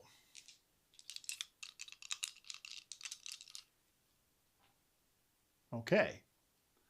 So I got a 4 on the emerald die. 4 plus, what did I say? 5 is 9. That's great. So I don't get the extra 3 doubloons because I didn't roll that extra, that 6. I rolled a 4. So we're going to take the emerald and we're going to use the special activity on my board, on my ship, that lets me spend 3 rating points for each treasure. So I have a total of 9 points, 4 plus 5 in bonus. So that's 9 total points for 3 treasure, 3 apiece. So 3 emeralds as planned.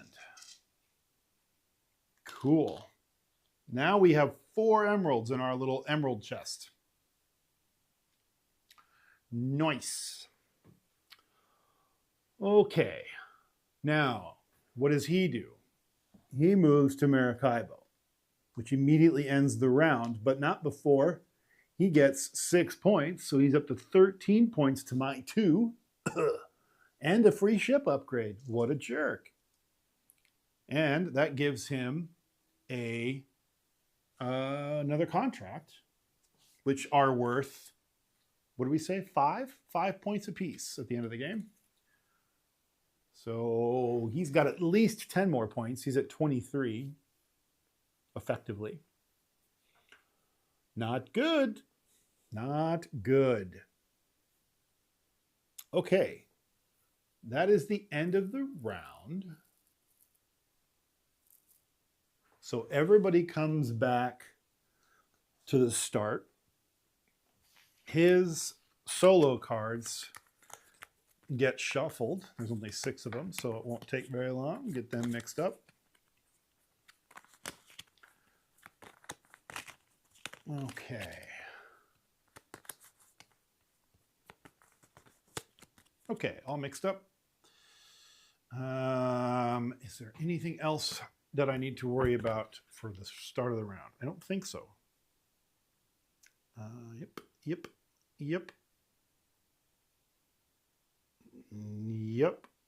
Okay, great. Wonderful. Ja, sehr gut. Okay. Yeah. So, end of the round. I think I saw end of the game, but I didn't see any end of round for him. Good. Great. Grand. Okay. Now, end of round. Oh, right. Income. I have the cook. The cook earns me $3 for end of round income. Okay. I don't have anything that earns me points at the end of the round right now, just money, but hey, I'll take it. Okay. Gain victory points equal to all victory point income icons and acquired improvements. I have none.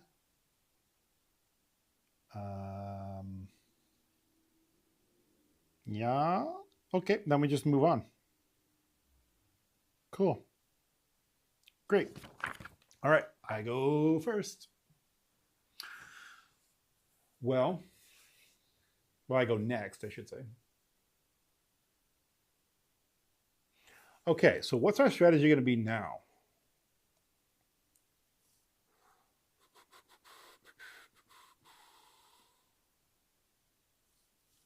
I could build a residence that would earn me 3 points at the end of the game.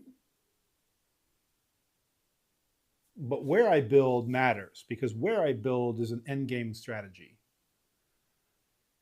in and of itself. I think that icon says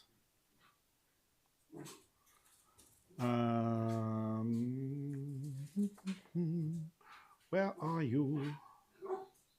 I'm looking at the iconography. There you are. Oh, just different, each set of treasure? Okay.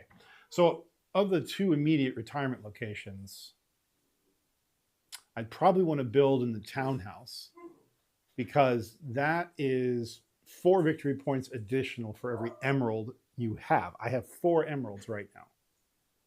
Doesn't matter whether they're buried or not. But I can only get that benefit at the end of the game if I build the townhouse. It's worth $18 though. So that would be pretty hard for me to swallow right now.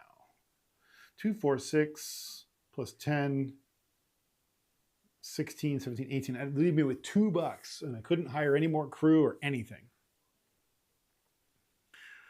Is that bad though? I could just visit islands. Oh, he took a contract, so a new contract came out. Ooh. Ooh. Interesting. Well, here's a contract. It's worth $8 on its own. If I explore and cross 2 rivers and also have 3 accessories, like equipment, basically, cards in my tableau by the end of the game, I would make 8 victory points just for that contract. That's a pretty good one. I'm not doing an explore heavy guy right now, but I am in a position to cross 2 rivers. So why that matters is I could intentionally start buying equipment. And the first thing available to me is this grappling hook for $6. It gets me $2 at the end of the round, which is okay, great. But it gives me 1 additional rating power. That would be one of my 3 equipment. There is an additional bury action. I could spend $4 to bury treasure twice. Well, I have 4. And it would also give me benefit at the end of the round. It's not worth any victory points on its own, but it would let me bury treasure right now.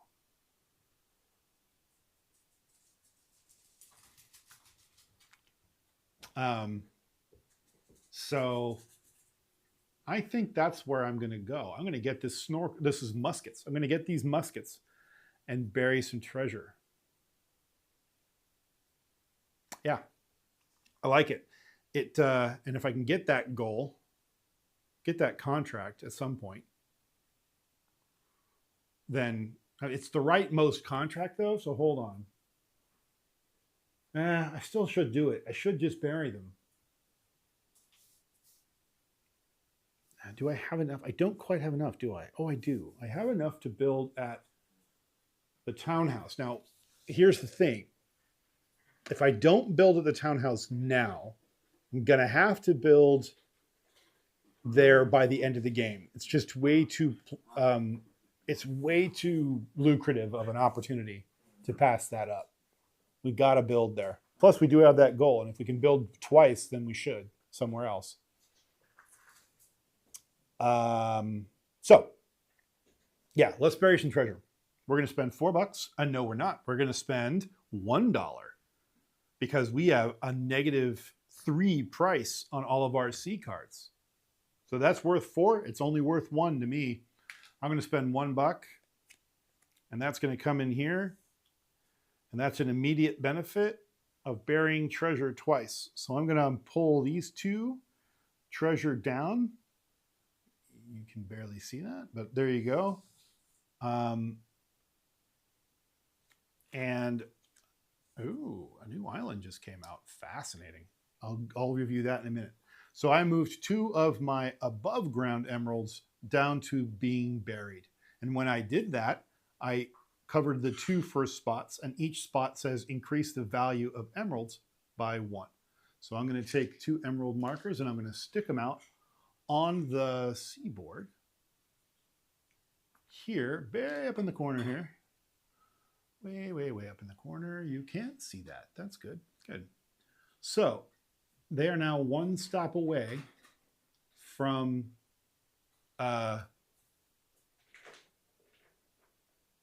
being maxed out. So they're not worth 5 points yet, but they're worth 4 and almost 5. So that's me. Oh, and what came out was this island. I got Guadalupe, the island of Guadalupe, which from now forward, not this turn, but every time after this, I think one more time, right? I can go here and bury treasure. And not just that, for every buried treasure you have when you go here, you get 1 victory point. Guadalupe is a tier 2 card. So an island, we just found a new island. Isn't that cool? Okay. Okay. All right, let's see what he does.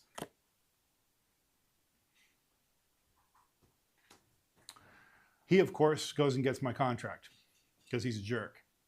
So he's going to come out here and he's going to land in this location, I think. Yeah, because it's the furthest downstream he can go. The value of pearls goes up in the market. They are now worth 5 apiece. Yikes. And he gets a ship upgrade. Also, yikes. He gets his rating and explore actions just go up in severity, which I don't like. He now earns a lot more stuff when he does them. And he gets to take a contract, which is the rightmost contract, which is the contract that, of course, I wanted. Yeah.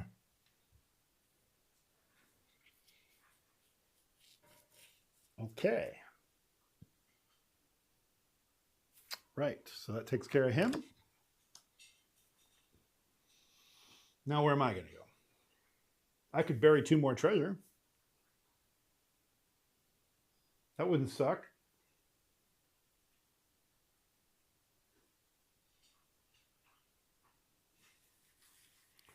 The next island in from that is raiding. I could go get a ship in my fleet, but I don't really want to go up that way. I want to stop off and get an emerald or possibly even 2, or sorry, a ruby, or possibly every 2 by the time we get to Maracaibo again. So I think we're just going to come here and bury 2 more treasure.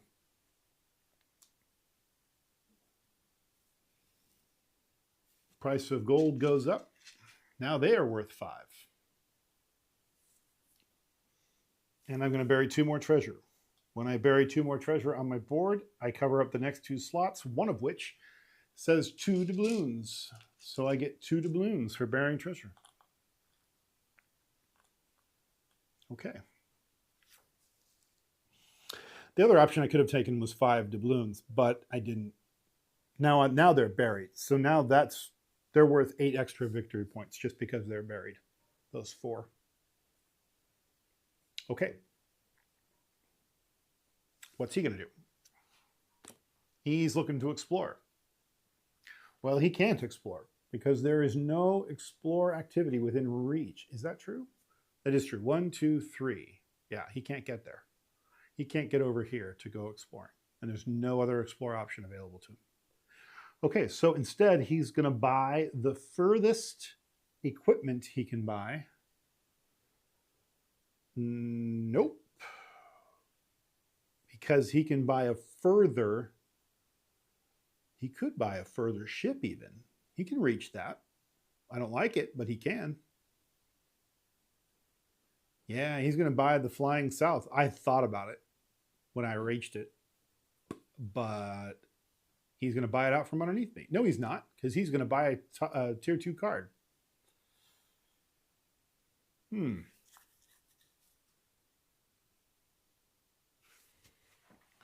So that's right, because he just gets a tier 2 card right away. I'm going to check on something though.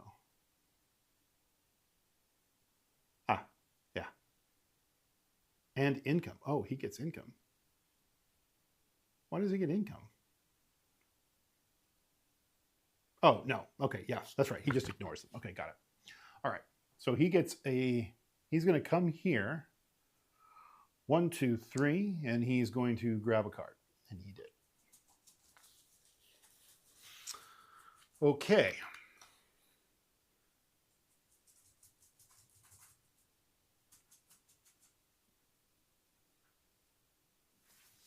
So what am I going to do? I could raid. Nothing saying I can't. That ship is worth $7 and would give me 2 additional distance on exploring for the rest of the game, and worth 5 victory points at the end of the game. The flying south that he's on. But if I go there, I have to pay him a doubloon to land on the same space as him. That would mean giving up on the ability to raid, which I should probably not do, because getting more treasure right now would be good.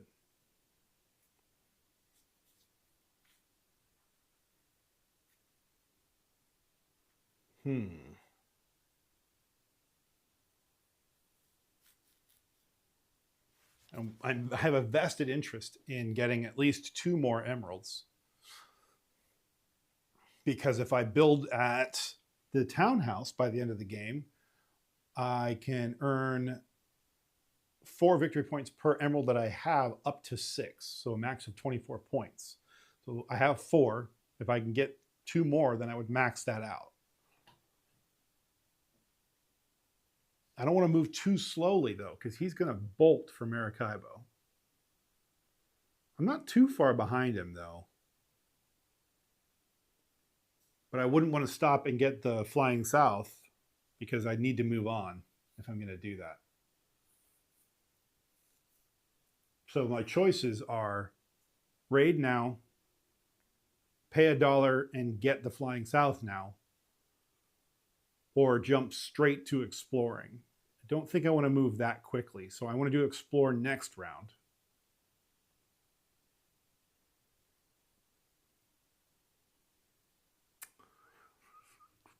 It's early, it's the second round, it's not the third round. So I'm going to go here and to Trinidad, and I'm going to get a ship upgrade, and we're going to do a raid. We have 5 upgrades. This will be my 6th. I could get a black market out. That wouldn't suck.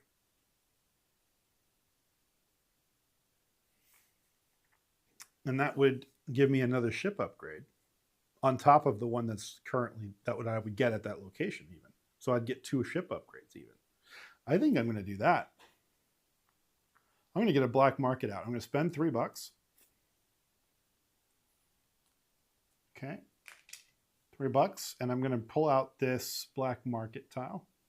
And we're going to stick that here on Bonaire.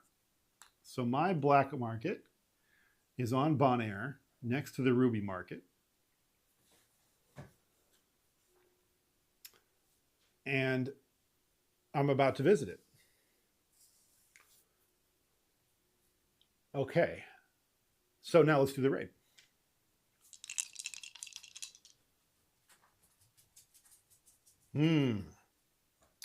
Well, let's take a look at that. I can do plus, oh, wait. No, +1. Do only +1 rating. Whoops. That's all right. Still going to lose.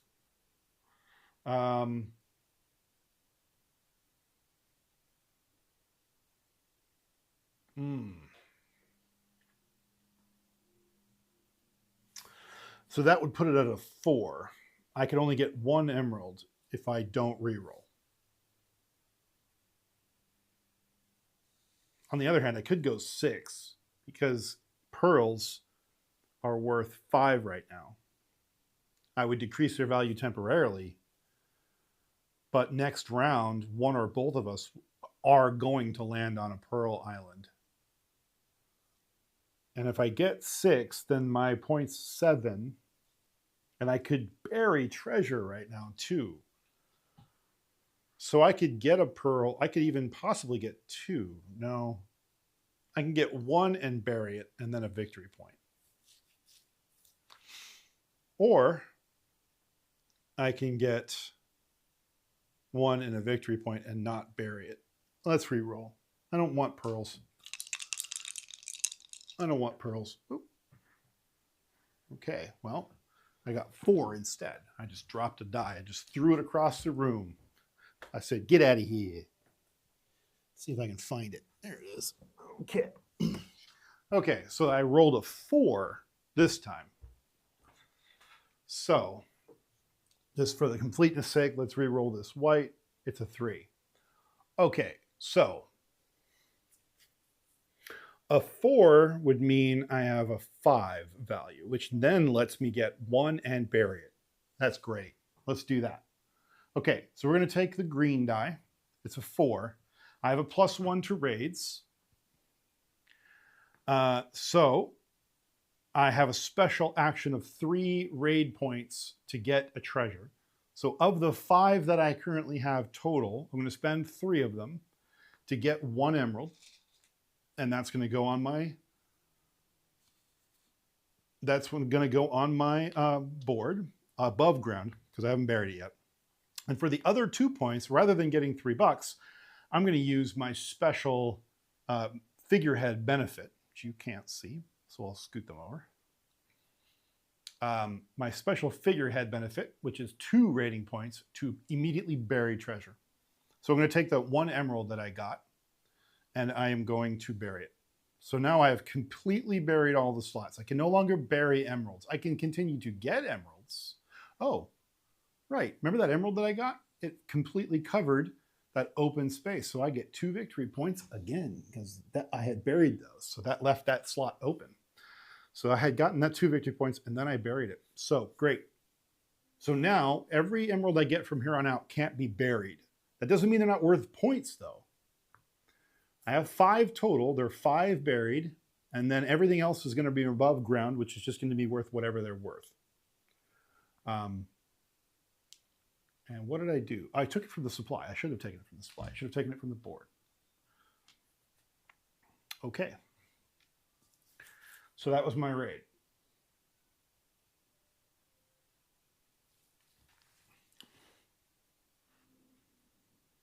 Okay. We'll get the value back up on those emeralds soon. Let's see what he does. He is going to look for either equipment or people, the furthest possible. Great. And he gets to do a ship upgrade. So we'll do that first. He's going to get 2 victory points because of course he is. He's going to go 2 and he's looking for equipment or people. It's looking like people. Furthest possible person he can do is over here. Come back over there so you can see he's here now and he's going to go 1, 2, 3. That's the furthest. Oh, that's a ship. That's not a person. Okay. The furthest person he could go is here. 1, 2, 3. And the tiebreaker rules between these two says top wins. So he's going to go here. And he gets a tier 2 card. Like a jerk. Okay.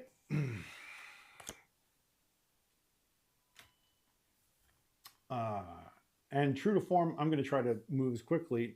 I'm going to come visit my hideout over here, Bonaire. So let's look at this. I do get an emerald. So the emerald is going to come onto my board. It's now sitting in on my ship board.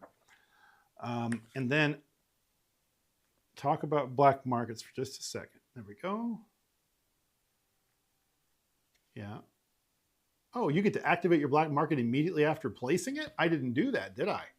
Well, all right. Hold on. Let's activate that for its first time.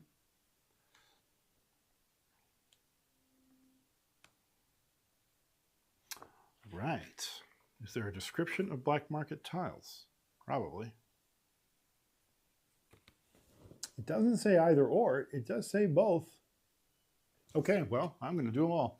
2 victory points for me. I'm going to go to 6. And then it says plus a ship upgrade. So I'm going to do a free ship upgrade. This will be my 7th, by the way. I'm going to get a contract. Yeah. Let's get a contract. Could do a free explore action though. I don't know. I should probably get a contract. There is one over there that would be beneficial. I don't know though. There's not a ton that I want to be buying in the third round other than retirement stuff. Could top deck it again. That didn't work out too terribly for me though. Let's do an explore action though. Because gain all benefits from the space your current explorer is currently on. Oh, that's not as good. Because we're about to explore now. So, wait, do I have to resolve these in any order?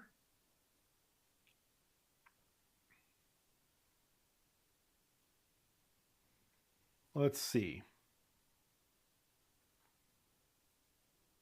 Yeah. Increase treasure value. In the following order. Okay, well, first of all, I got my ruby. I haven't activated the black market, but I'm doing that now. Okay. Then I upgrade, then I location. Oh, bummer. Okay, so I'm going to get two upgrades this round, but I don't get to, I don't want to take my explore action now as one of my benefits because I don't really like where I'm at. So I think instead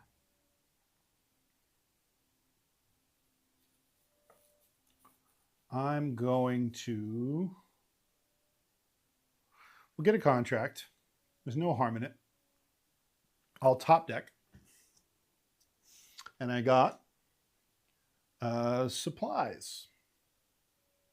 I only have one supply, or one equipment, I should say, right now, so that's not great. Now, hold on. There is a space on my board that lets me discard a quest, which is what this card is, and gain $8. Well, I might just discard this and gain $8. That'll help me build my retirement buildings. So that's what I'm going to do for my second upgrade. Because I get two upgrades, one for the black market and one for landing on this island. So that's my last upgrade. I'm going to discard that quest I just got and get $8. No problem. Okay, that's 6, 7, 8. Okay, well now we're getting to a point where we can spend money on a retirement home and not be out of cash. That's good. So I got my ruby. I got my upgrade. I did not get my treasure yet. So let's get another emerald. That's my 6th emerald, and it gets me 2 victory points for covering up the first slot above ground. Okay. Now I am maxed out on the number of emeralds that I want. I don't want any more because I can't get my end of game benefit for them. I'd rather get other stuff like gold and pearls. So that was the black market. I did my upgrade. I got my black market done. I'm, by the way, now at 8 points to his 15 on the board. And now I get to do my explore action. I have a +1, +2 to explore. So I'm going to do, let's go to the explore board so you can watch that. I'm going to explore for, what is that? 5? 5. Okay. 1, 2, 3, 4, 5 would let me raid with a power of 2, which would really be a power of 3. On top of whatever I roll on the die.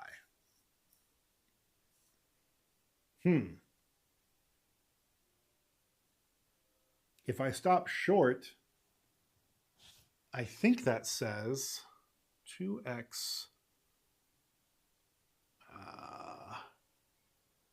What does that mean? What does it mean? There we go. Place 1 market cube from the supply onto any treasure board on the next space. Oh. I like that. Okay, 1, 2, 3, 4. would let me upgrade the price of emeralds twice. We're totally doing that. So we crossed a river. That's worth 4. Is crossing a river something I score right away? Or is that something I do at the end of the game? Let's double check. I don't want to double score it.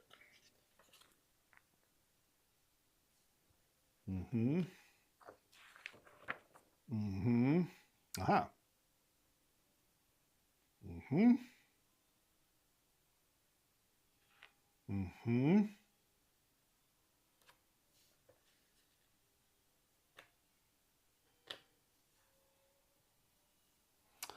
Well,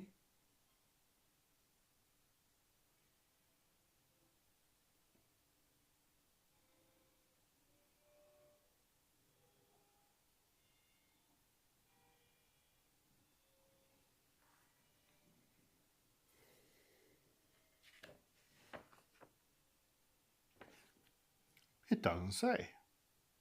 Are they scored at the end of the game? They are not. Oh, they are, I think.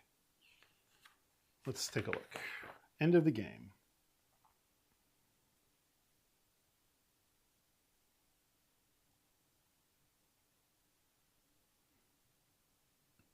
Yes. 4 points for every river crossed. So they're scored at the end of the game. Because if I look on what's printed on the board, it's 4 points, 8 points, 12 points, 16 points, which is 4 points for every river crossed. So that is the end of the game. Okay, so I don't score that now. I just resolve what I landed on. Got it. So I'm going to take 2 emeralds from the supply, and I'm going to add them to the emerald track as is depicted there. So now, the next time anybody upgrades the value or lands on a space that upgrades the value of an emerald, they will, I should explore that island. That's where that other emerald is. I keep going south instead of north. I need to do that next round. Anyway, I'll upgrade the value of the emeralds to 5, which would be great. That'd be 6 extra points if I manage to do that. Okay, long turn, but worth it. What's he doing? He is doing a couple things. He gets a ship upgrade because he's a jerk. So we'll come back here. And the ship upgrade, his next one is get a quest. So he gets a quest card, puts that down, another 5 points for him. And out comes a new card. Okay, he's done his upgrade. And now he gets to do another upgrade. Oh, he's looking for an explore option. Well, he gets it because because the third, let's take a look at the map, right? Let me move this over to the side so it's not in your way. Maracaibo's up in the upright corner, right? He is located here. The rules say that if in 3 spaces he can make it to the harbor and he's looking to do an explore or a raid action, he will go to the harbor because he can do the combo action there instead, which is a very human decision for him to make, which I don't like. But there we go. So he's going to ignore these cards completely and come here, which gives him another ship upgrade. He gets to build a residence. Where is he going to go? Resolving a residence for him, he says, residence. Assign a number 1 through 4 to each residence, ascending left to right. Then roll 1 die. Re-roll a 5 or 6. Okay, so left to right. Okay, left to right. So we're going to roll a 1. So Jordan is going to go, and does it say resolving ties? Oh, it always does. It's the topmost. So he's going to go, if I'm looking at the seaboard, this is 1. There's 2 residences here. 2, so 1, 2, 3, 4, right? He rolled a 1, so topmost is this one. So he's gonna put his marker here. He's going to gain 2 points right away for being the first one to build there. He goes up to 17. And Jordan now occupies the hacienda. Okay.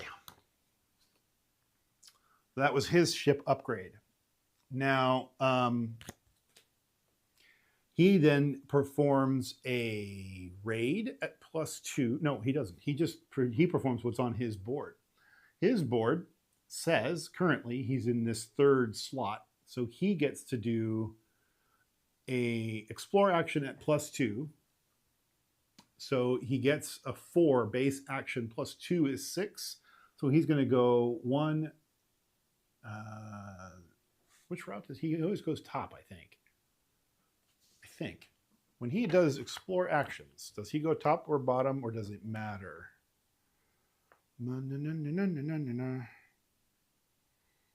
longest path when presented with branching options. Well, 1, 2, 3, 4, 5, because he skips over me, or 1, 2, 3, 4, 5, 6, 7. That's the longest path. It would have been the longest path anyway. So he's taking the longest path, so he's going to take at a 6, right? Is what I said, +2. 1, 2, 3, 4, 5, 6. He doesn't take any money, he just blocks my way. Okay.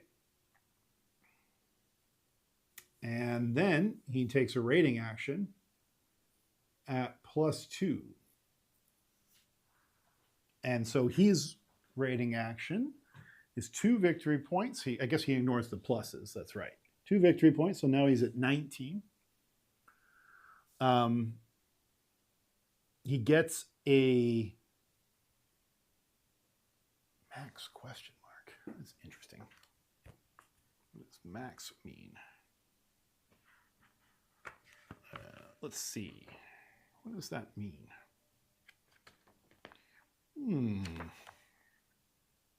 Max, there we go. Jordan takes 2 points, which he's done, and 1 treasure according to the roll of the die, of 1 die. So I don't know what I was rolling for before, but it's a 4, and that means he gets the max of what's out there. So that would be pearl and gold, and then how does he break pearl and gold?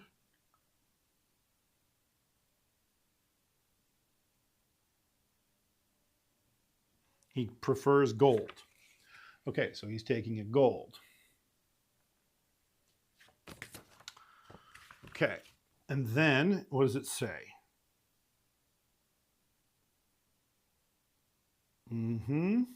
If Jordan has more treasures of this type than you, he does not.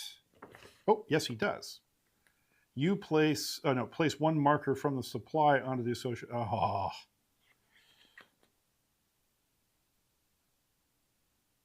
Oh, okay. Does he get it from the supply, or does he get it from the board? Oh, he gets it from the supply. So actually, I shouldn't have taken it from the board. So I'll put 2 out, 1 for the one I took erroneously for him. And he's just securing the value of gold being 5 points right now. What a jerk. Okay, fine. Fine. I expected him to do something like that.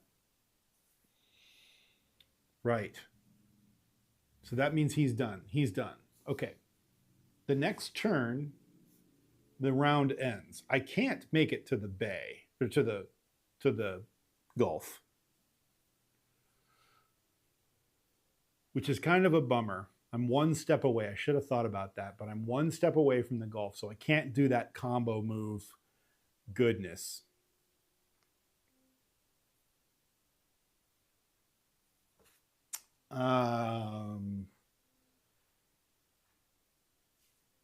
Right now I'm debating whether or not I want to raid, or do I want to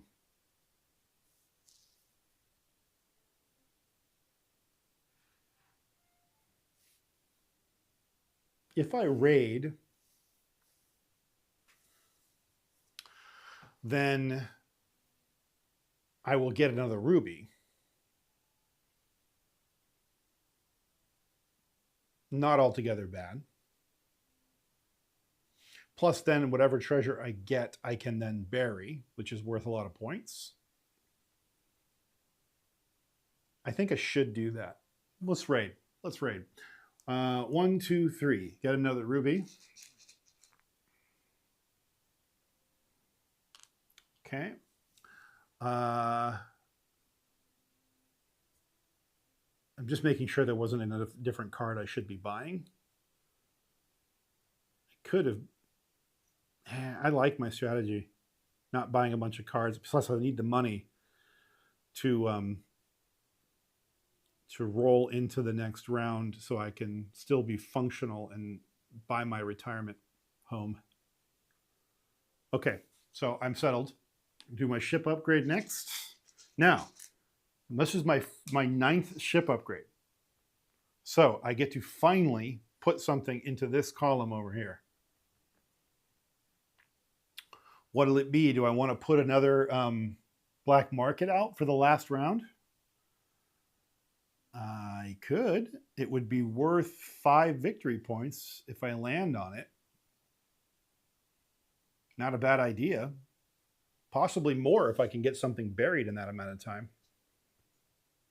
Which I'm about to do a raid, so it's possible. Or do I just want another treasure? I could do that. I could make cards even cheaper. Cards are going to be worth -6 if I take that, which I'm about to head into retirement. And I need to build 2 retirement homes. And if I do that, they're worth 7 extra victory points. So if they're worth 6 cheaper, I might be able to afford getting 2 of them built. I think that's our play. Let's get that done. So cards are now worth 6 less, which means I can conceivably be picking up cards for free next round, depending on the cards I land on, which are worth victory points, depending on which ones I get. So between cards and building residences, I think we have our marching orders for next round. Okay, raid time. Ooh, boy. Choices. Okay. Our rating power is only +1. So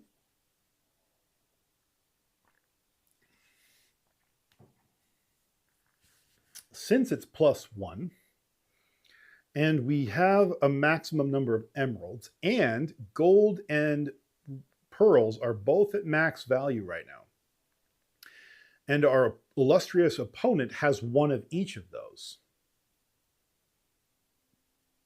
I'm tempted to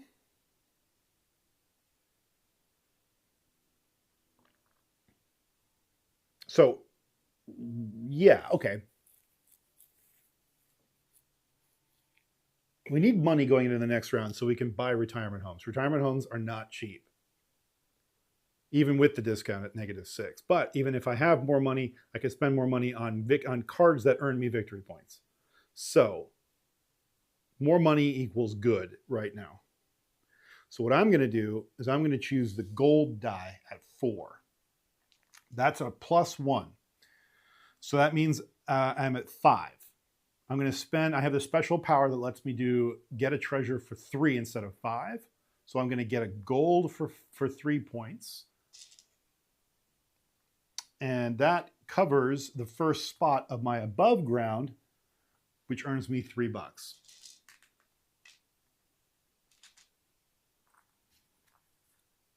Okay. Now I spent 3 points on that. I had a total of 5. So I'm going to use my special figurehead benefit for 2 points, 2 raid points, bury a treasure. So I'm immediately going to bury, and I took it out of the supply again. It should have come from the board. I'm immediately going to bury this treasure, which increases the value of gold by 1. So I put that cube right back. So the value never changed. I buried it right away. Now I have 6 buried treasure. Okay, that is the end of my round. So now it is his turn. He, of course, is going to, we'll come over here because this is the part that matters. He is currently on the harbor, and he's going to move here, which he immediately earns 6 victory points. So that puts him at 25. And he does a ship upgrade for free. And then he upgrades to maximum power. Maximum power. He goes from here to here. So now every action he takes is even stronger for the last round. Cool. Love that for me. That is the end of the round. So I don't get to visit the harbor or Maracaibo. So not only do I want to buy cards and get all my stuff done, I want to move as fast as possible next round. Because he has been able to get those 6 victory points from Maracaibo every single time. And I haven't been able to touch it at all. And this last round, if I don't, I'm going to have a hard time catching him. So, my turn. What's it going to be? Well, let's figure out how much money. Oh, wait, I still have to do end of round points, right? So I still don't have any green banners with points on them, but I do have green banners with money on them. So I get $6 from these 2 banners. Cool. And then his cards shuffle up.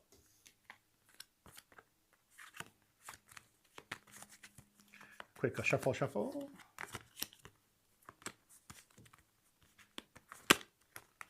Okay. So, going into this round, I need to move fast. How much money do I have? I have a lot. I have 20, 2, 4, 6, 8. And then we'll take 2 and get, that's a total of 10. So we'll put that back in the bank and we'll get 2 more 5s. That's 30. Okay. We got a lot of bank rolling in to the last round because we're buying retirement homes. And even with $6 cheaper, there's still a ton of money. So we're at 35. We'll leave those as ones because we'll probably need them. Okay. So let's come back out to the seaboard. This is the 3rd round. The difference is when this round ends, the game isn't over until I finally get to Maracaibo. So even if I come in behind him, I still get to go to Maracaibo that last time. I haven't been able to go every other time, but this time, even if he wins and beats me there, I still get to take both of those actions. Pretty sure. I don't skip the harbor, right? Let's double check. End of round. Yeah.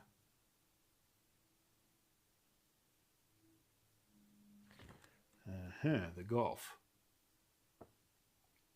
Yeah.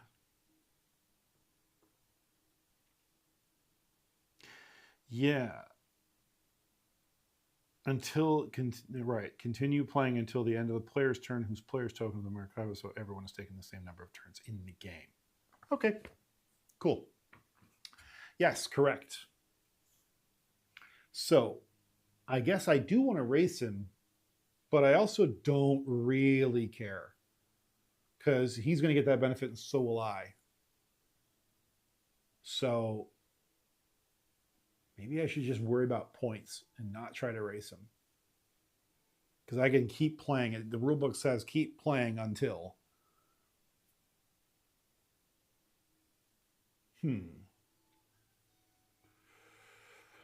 Okay. Where are we at here?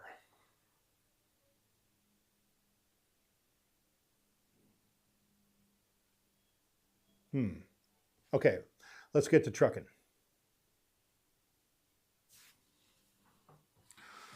What am I going to do? We have 30.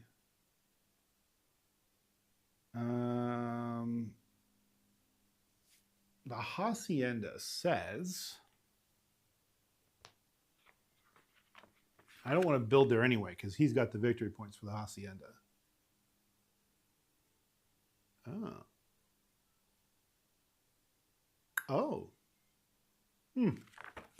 Okay. Okay, so what other options do I have for residences? I could come down here. I don't have any pearls. I could probably try to prioritize getting pearls between the end of the game. So if I build here, can I still make it to here and build here? Yes. So I could go 1, 2, 3, and then for my second turn, go 1, 2, 3. I would need a total of $22 to do that. I wouldn't be raiding and I wouldn't be burying treasure. But it would earn me 7 points to build them both, and it would earn me 8 points if I managed to achieve a set of treasure, and 24 points if I managed to earn, and I already have earned the emeralds necessary for that one. So lots of points. $22 for 24, 32 plus 4, 36 points. That's a good trade. So we're going to try that. 1, 2, 3. This is $16 to build a residence here. And I get a negative 6 points to pricing. So that is 10. So I'm going to take $10. Pay to drop my first resident marker here on the bastion. I'm going to build there for 2 victory points because I'm the first one to build there. Okay, I'm now at 10 points on board. And what's he going to do? He is going to look for quests, which he can get. So he is going to, come on, take that off the board. He's looking for quests. He's going to get quests. He's going to come here. He's going to raise the price of pearls by 1. They're already at 5, so that's just an additional cube in the 5 slot. He gets to do a ship upgrade because of course he does, which earns him 2 victory points. Because of course it does. From here on out, they're almost exclusively victory points. And he takes the rightmost quest. A new one comes out. Okay.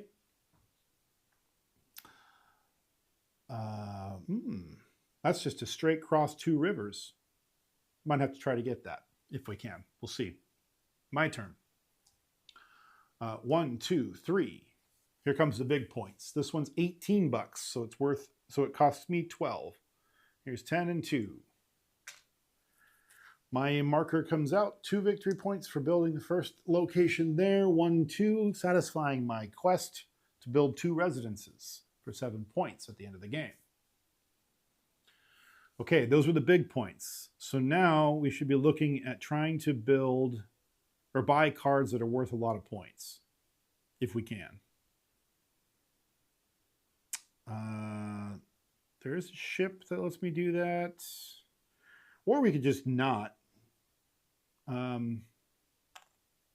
There is the ability to build a residence at the end of this round. And if I do that, and I happen to have the money, I could build at this location, but then that's not going to earn me a lot of money or a lot of points to build there now that I think about it. So maybe not.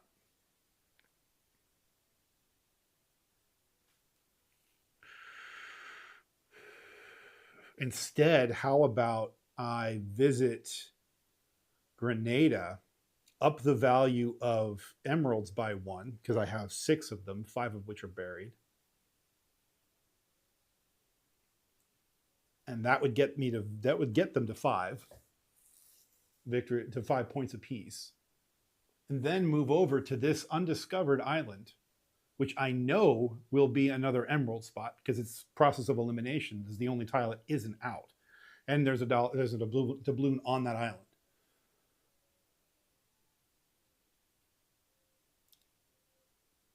So even if he takes some raiding actions, and even if he selects emeralds, if I do that, I will secure the value of emeralds. I should secure the value of emeralds at 5 points apiece. It's not a bad idea. I do have a black market down here, though, that would let me have a ship upgrade. Which would just give me, if I wanted to, it would just give me another treasure, which would secure the set bonus of one of my residences. So if I'm here and I increase the value once, which would get up to 5, I could then go 1, 2, 3, and that would be legal. So maybe that's what I do. That doesn't suck. Let's try it. Okay. Whose turn is it? He's only gone once, and I've gone twice, so it's his turn. Okay, he's looking for exploring actions. Can he take an explore action? No, he can't. So he's going to look for the furthest possible card that matches those 3 icons. I think it's this guy. I don't think, because he's not looking for ships. Oh, he is looking for ships. He can come here. That's the furthest ship. He can come to either one of them. And he prefers top to bottom. And since these are tied, he's going to go here. Does that change things for me? No, I probably still pay him the $1 to go there. Okay. So that's what he's going to do. He's going to go 1, 2, 3. The value of emeralds goes up to 5. Hey, thanks. You did me a solid. And he gets a tier 2 card, which I don't like. It's going to be a ton of points. Okay, I'm going to move 1 step. Am I? Or do I just go through it? No, I want to visit my hideout. So I'm going to go 1 step. I'm going to pay him a doubloon. And I'm going to bring the value of emeralds up once again. This time, though, I also get a ship upgrade. Now, total of 8, right? Okay, well, I could get, let's put out another, yeah.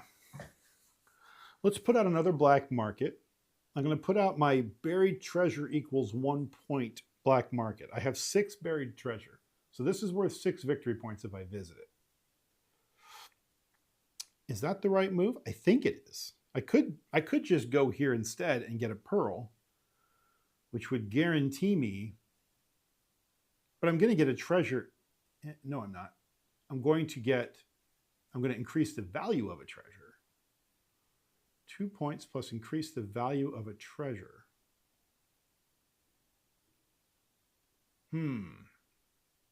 I did that wrong earlier, didn't I? Yeah. If I win, I'll retcon the points that I earned from it. If I lose, I'm not going to care. That's okay. Do I want to get this black market out? Where would I go? I could get the explore action, which would get me 4 more points if I cross the boundary there, the river. That would increase the value of gold going there. Or I could put it on the other ruby and do 1 last raid action. That wouldn't suck. Let's do that. Yeah, let's leave it there. Let's leave it there. We'll do a raid action at the end. And we'll put our black market way over here on this, I'm covering the name, but on that far island where I can do a raid. And I'll visit both ruby markets on the way to Maracaibo. Okay. Right, so that was my ship upgrade, right? Now I can either hire staff for 3 additional bucks, which would mean really a net -3 for me. Okay, fine. Let's see, who do I have? There's some people to help make raiding easier. Fine. They're worth some points. I have gold. I really should get some pearl. if I want to. Or just get the $5.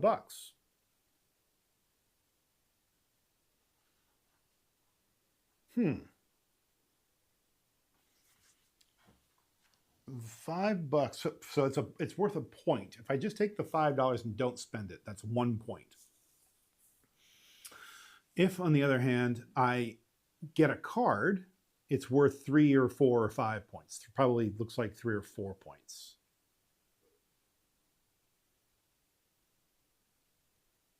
Right? Right.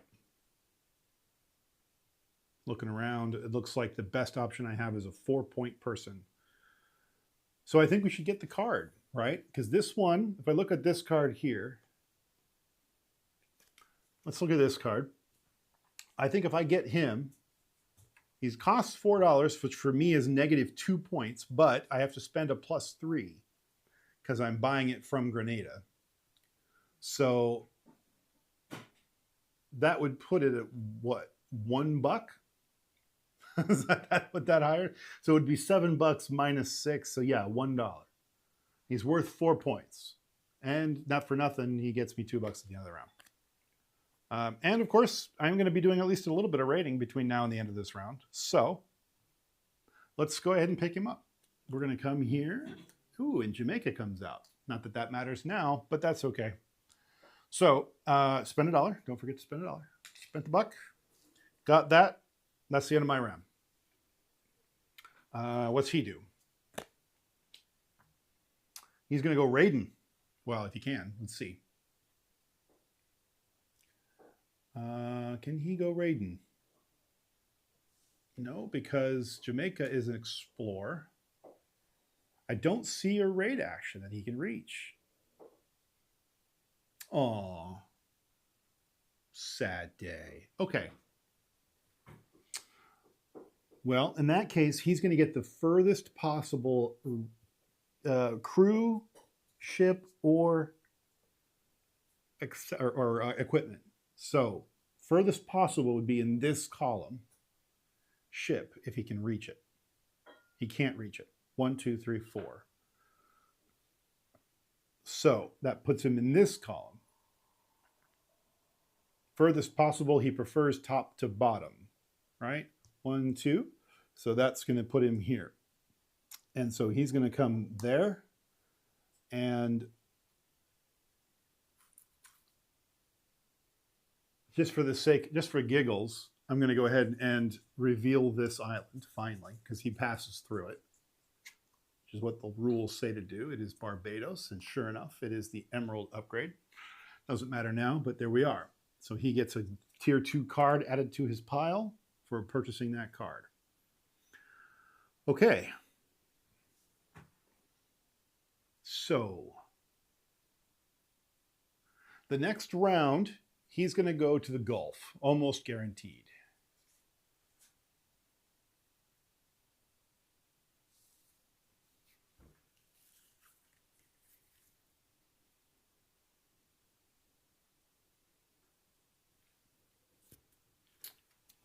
I could go to the Gulf right now. I could instead visit do a final raid and try to get my 1 pearl and a third ruby. That's probably what I should do. And that would let me then get 6 points for the buried treasure from my black market. So that's what I'm going to do. I'm going to come here. So I get ruby from the ruby market. I get 6 points because I have 6 buried treasure. So I go from 12 to 18. I get a ship upgrade. This should be for points now, I think.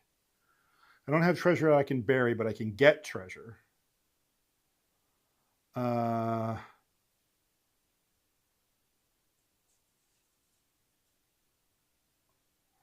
Let's get treasure. I'm going to go on a raid, though. So why would I get treasure now?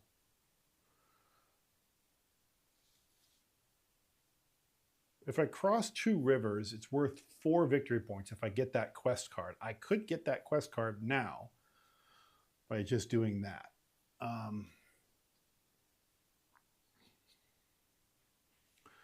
So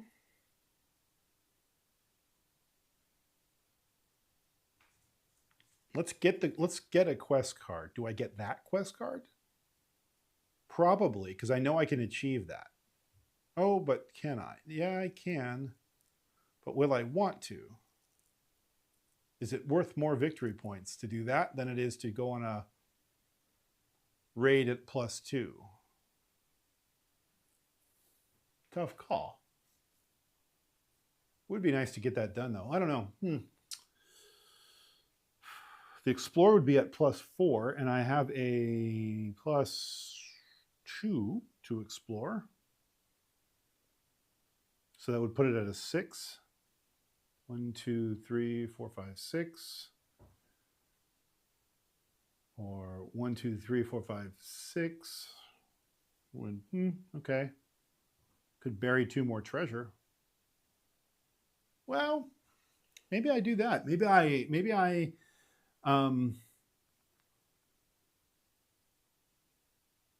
okay, so here's what I'm thinking. I go with my last upgrade, I get the last quest card I'm going to get, which is that cross 2 rivers, right? Then I do my raid, which I'm about to do on this location. For my next turn at the harbor, I do an explore action at +4. That crosses the river and lets me bury 2 treasure, which I will get on this raid.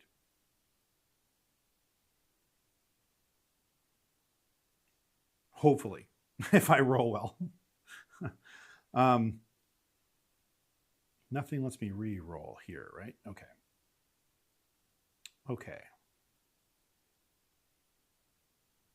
Yeah. Yeah, why not? I think that's probably the better bet. At least the quest card is a guaranteed 4 victory points. So that's what we're going to do. Okay. So now we're going to do our raid. Let's take that off. He's done. Raid comes this way. And of course, let's see. Ooh, a 5, but we need Pearl. Do I re-roll all of them for the sake of getting a better Pearl score? I probably should, or I'm going to be out the $8 points for the set. Yeah, as much as I like those 5s and 6s, the yellow doesn't really help me. I mean, the gold kind of helps me. We get $3, but okay, that's decent. All right, so I'm at 4. I have a +1, 5. Okay, 5. So I get 1 pearl for 3 because I have that upgrade on my ship. So here comes the pearl. And then I'm going to bury it for 2, which is my figurehead. Can't see that, can you? Let me pop over there so you can. So here's my new pearl. And I didn't grab it from the right spot again. I took it from the, should take it from the island. There we go. Took it from the island. So for my last trick, I'm going to spend the 2 remaining points to bury it right away, which pops it here, which then increases the value back up to where it was. But more importantly, it's buried. So it's worth the extra 2 points at the end of the game. Okay, so that was my raid. I did have a ruby. I did get the benefit from burying treasure from my black market, so my turn is over. He is going to get a ship upgrade like a jerk. And that is worth 3 points to him. 1, 2, 3. And he is going to look for an island that lets him do exploring actions, which means he's going to go straight to the Gulf, like I said he would. 1, 2, 3 into the Gulf, which gives him another ship upgrade. Another 3 points, killing me here. 1, 2, 3, over to 33 points to my 18 on the board, but that doesn't mean anything yet. We'll see. He's got a stack of cards though, so I'm pretty sure he's going to beat me, but we'll find out. We will see. And then he gets to do, oh, wait. Yeah, no, that's right. And then he gets to do his special board action, which gives him an explore at distance +2. So he's at 6. So he's going to go 1 longest route. 1, 2. Let's see. 1, 2, 3, 4, 5, 6, 7, 2, 1, 2, 3, 4, 5, 6, 7, 8, 9. Okay, so he's going this way. He's going to go 1, 2, 3, 4, 5, 6. That's him up there. And then he gets 6 victory points. 1, 2, 3, 4, 5, 6. He's going to kill me. He's slaughtering me now. Okay, and then he was looking for what actions? Explore. So that's what he did. Okay, cool. All right. So that's his golf action. My turn. I get to go to the golf too. So that's what I'm going to do. So I get a free ship upgrade now. What am I going to do? Well, I have 1, 2, 3, 4, 5, 6, 7, 8, 9, 10, 11. Ooh, 12. Okay. Let us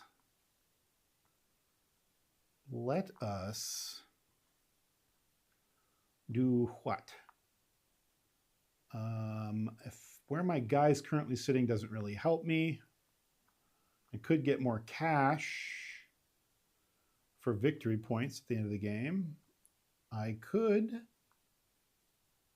think I'd probably better off getting a treasure because they're all worth 5 right now, like authoritatively. So that's worth 5 victory points on its own. So I'm going to do that. I'm going to get a treasure and I'm going to get a gold because I get to get the $3 for filling the first slot in my gold section. So I got a gold and $3. Okay. Right. So that was my 12th upgrade. And now I get to decide. Well, we talked about it. I need to get across that second river from one of my gold cards. So we're going to take we're going to take the travel or the explore action at 4 plus my +1 +2. So I'm at 6. So I'm going to bury the gold that I just got. Am I? Am I going to do that? Let's see. Let's go up to the board and take a look. So we have 1, 2, 3, 4, 5, 6 would give me a raid at 2. And I have a +1 to raids, +2 if I take the gold die. Or 1, 2, 3, 4, 5, 6, which would give me all the cash in my green banners, which would make it $8. It's only worth 1 point and some change, maybe 2 points total with the coins that I've got. Or do I stop short? Do I get a gold? Do I bury the gold that I currently have? I got to get across the water. That's really the only thing. Getting a gold would be worth 5 points. Burying it would only be worth 2. So maybe we just cross and go get the gold for an extra 5 points. 1, 2, 3, 4, 4. We're going to stop at 4. Okay, so we're going to get a gold off the market over here. Still worth 5 though. All righty. Right. That's the end of that. I could have built another residence, but I already have 2.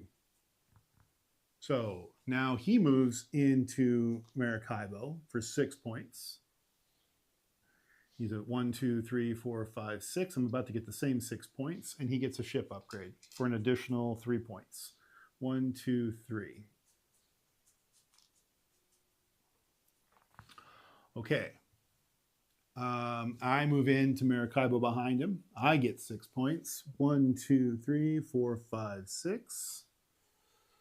And I get a ship upgrade, right? Yeah. This is my 13th, so I get to come into the other column, my last column of the ship, or the board. I can either build a final residence, which I have the money to do. Maybe I do that. Maybe I do that. I don't like this one because it would let me, well, it would let me get another gold, I guess, which would be 5 victory points. But let's take a look at the remaining residences and see what I can do. I have 3 crew on my tableau. So one of the residences is the inn, which gives me 4 victory points per crew member. So that would be 12 victory points plus the 2 for building there, which would be 14 victory points. And it would cost me 12. I have that. I think I'm going to do that. So I'm going to place my cube here, and I'm going to build a residence. So let's go back out to the seaboard, and you can see what I'm talking about. I'll take my marker, and I'm going to build at the inn, and I'm going to earn 2 victory points for doing so. And that's the end of the game. So I'm at 26, he's at 48, and he's got a massive stack of cards. So, yeah, this is going to be real interesting. What does he do for end of game? 4 points for each river crossed on the exploration board. Okay, well, he crossed 2 rivers, so he gets 8 points. Well, I'm going to put his marker on 50 up here. Let's get to the score track so you can see. So I put his marker on 50 because he's about to pass it. He's at 48, 49, 50. So that's 1, 2, 3, 4, 5, 6, 7, 8. He's at 56 points. Okay, and then 6 points per each improvement card acquired. Well, improvement card. Improvement cards are specifically the boxes, right? Let's make sure. This type of improvement. Oh, no, they are all 3 of the different kinds: crew, ships, and actual, what are they called? Equipment. I think that's what they're called. What are they called? Improvement card. Yeah. So they're the regular blue cards. So not quests. So I'm going to pull the quests out real quick, and I'll just count the total number of tier 2 cards he got. He got a lot of quests. He got 6 improvement cards. And what did I say they were worth for him? I said they were worth 6. So he goes up 12 points. Wonderful. 18. So he's at 68 points. Okay. 15 points for each residence constructed. He constructed 1. So that puts him at, 15. That puts him 18, 33. He lapped me, but that's okay. I haven't done my scoring yet.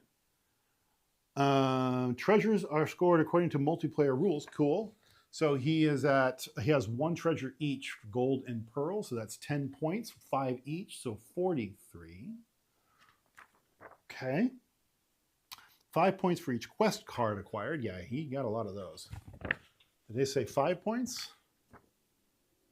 5 points. Whoa. Okay. So 5 times 5 is 25 points. Yikes. Okay. Well, 45, so we'll put another one out here. 45 plus 25, 43, I should say. 20 plus 43 is 63. So, let's see, 1, 2, 3, 4, 5, 6, 7, 8, 9, 10, 11, 12, 13, 14, 15, 16, 17, 18, 19, 20, 21, 22, 23, 24, 25. Yee. I don't think I'm going to make it, guys. We'll see. 10 points if Jordan acquired at least 6 quests. He did not. He acquired 5, not 6. Good. Thank God. Well, that's a small miracle. So let's now score me. Okay.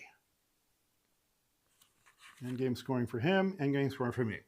Gain 4 points for every river crossed on the exploration board. I crossed 2, so I get 8 points. 1, 2, 3, 4, 5, 6, 7, 8, 34. Okay. Gain 1 point for every 5 remaining doubloons. That's 2. 1, 2. Oh, wait, did I say 5 points? No, 1 point. Okay, yeah. Gain all points shown in the top right corner of each acquired improvement card. That is 9, 10, 11, 12 points. I didn't get very many improvement cards. 12. So that'd be 48. Okay. Gain the depicted conditional points, gray scrolls, on each improvement with endgame scoring. I don't have endgame scoring improvement cards specifically. Okay. I do have, residence, treasure, quest. Okay, great. I just want to make sure we get to quests because I do have some on quests. Okay. Residences. Gain the depicted conditional points for each residence with their residence token on it. Can score a maximum of 24 to 25 points apiece. So my first residence, I have 3, is this one, and you can't see it. It is for every completed set of treasure. I have 1 set of completed treasure because I only have 1 pearl. So I have 1 set, it's worth 8 points. So that's 49.50, then 6. So up here, and that means my first token comes up here. Okay. Yeah. And so that's my first residence. My second residence is 4 points per emerald. I have 6 emeralds. That's a maximum value of 24 points. That puts it at 30. So I'm now at 80 points. Catching up to them. And my last residence is 4 victory points per crew. I have 3, so that's 12. So that's 43 points. Not too bad. All right. Each treasure, unburied or buried, is worth points depending on where they are in the market. Right. Okay. So every treasure is worth 5 victory points. And so I'm just going to total up my total number of treasures. I have 6, 7, 8, 9, 10 times 5 is 50 victory points. So I'm already at 93. Maybe I did beat him, y'all. Maybe I did. So I'm already at 93. So that's puts him at, what is that? 50 plus 93. I can't do math anymore. 47, right? No, that would be over 100. That would be close to 100. 53. So let's just do 7. So it would be 7 minus I guess it would be. I'm at, yeah, so I'm going 50 points. So I guess it would be 43. No, I can't do the math. 1, 2, 3, 4, 5, 6, 7 would max this out. So that's 7. So then it would be 43. I'd become back around at 43. Yeah. Because it's a loop of 50. Yeah, 50. Okay.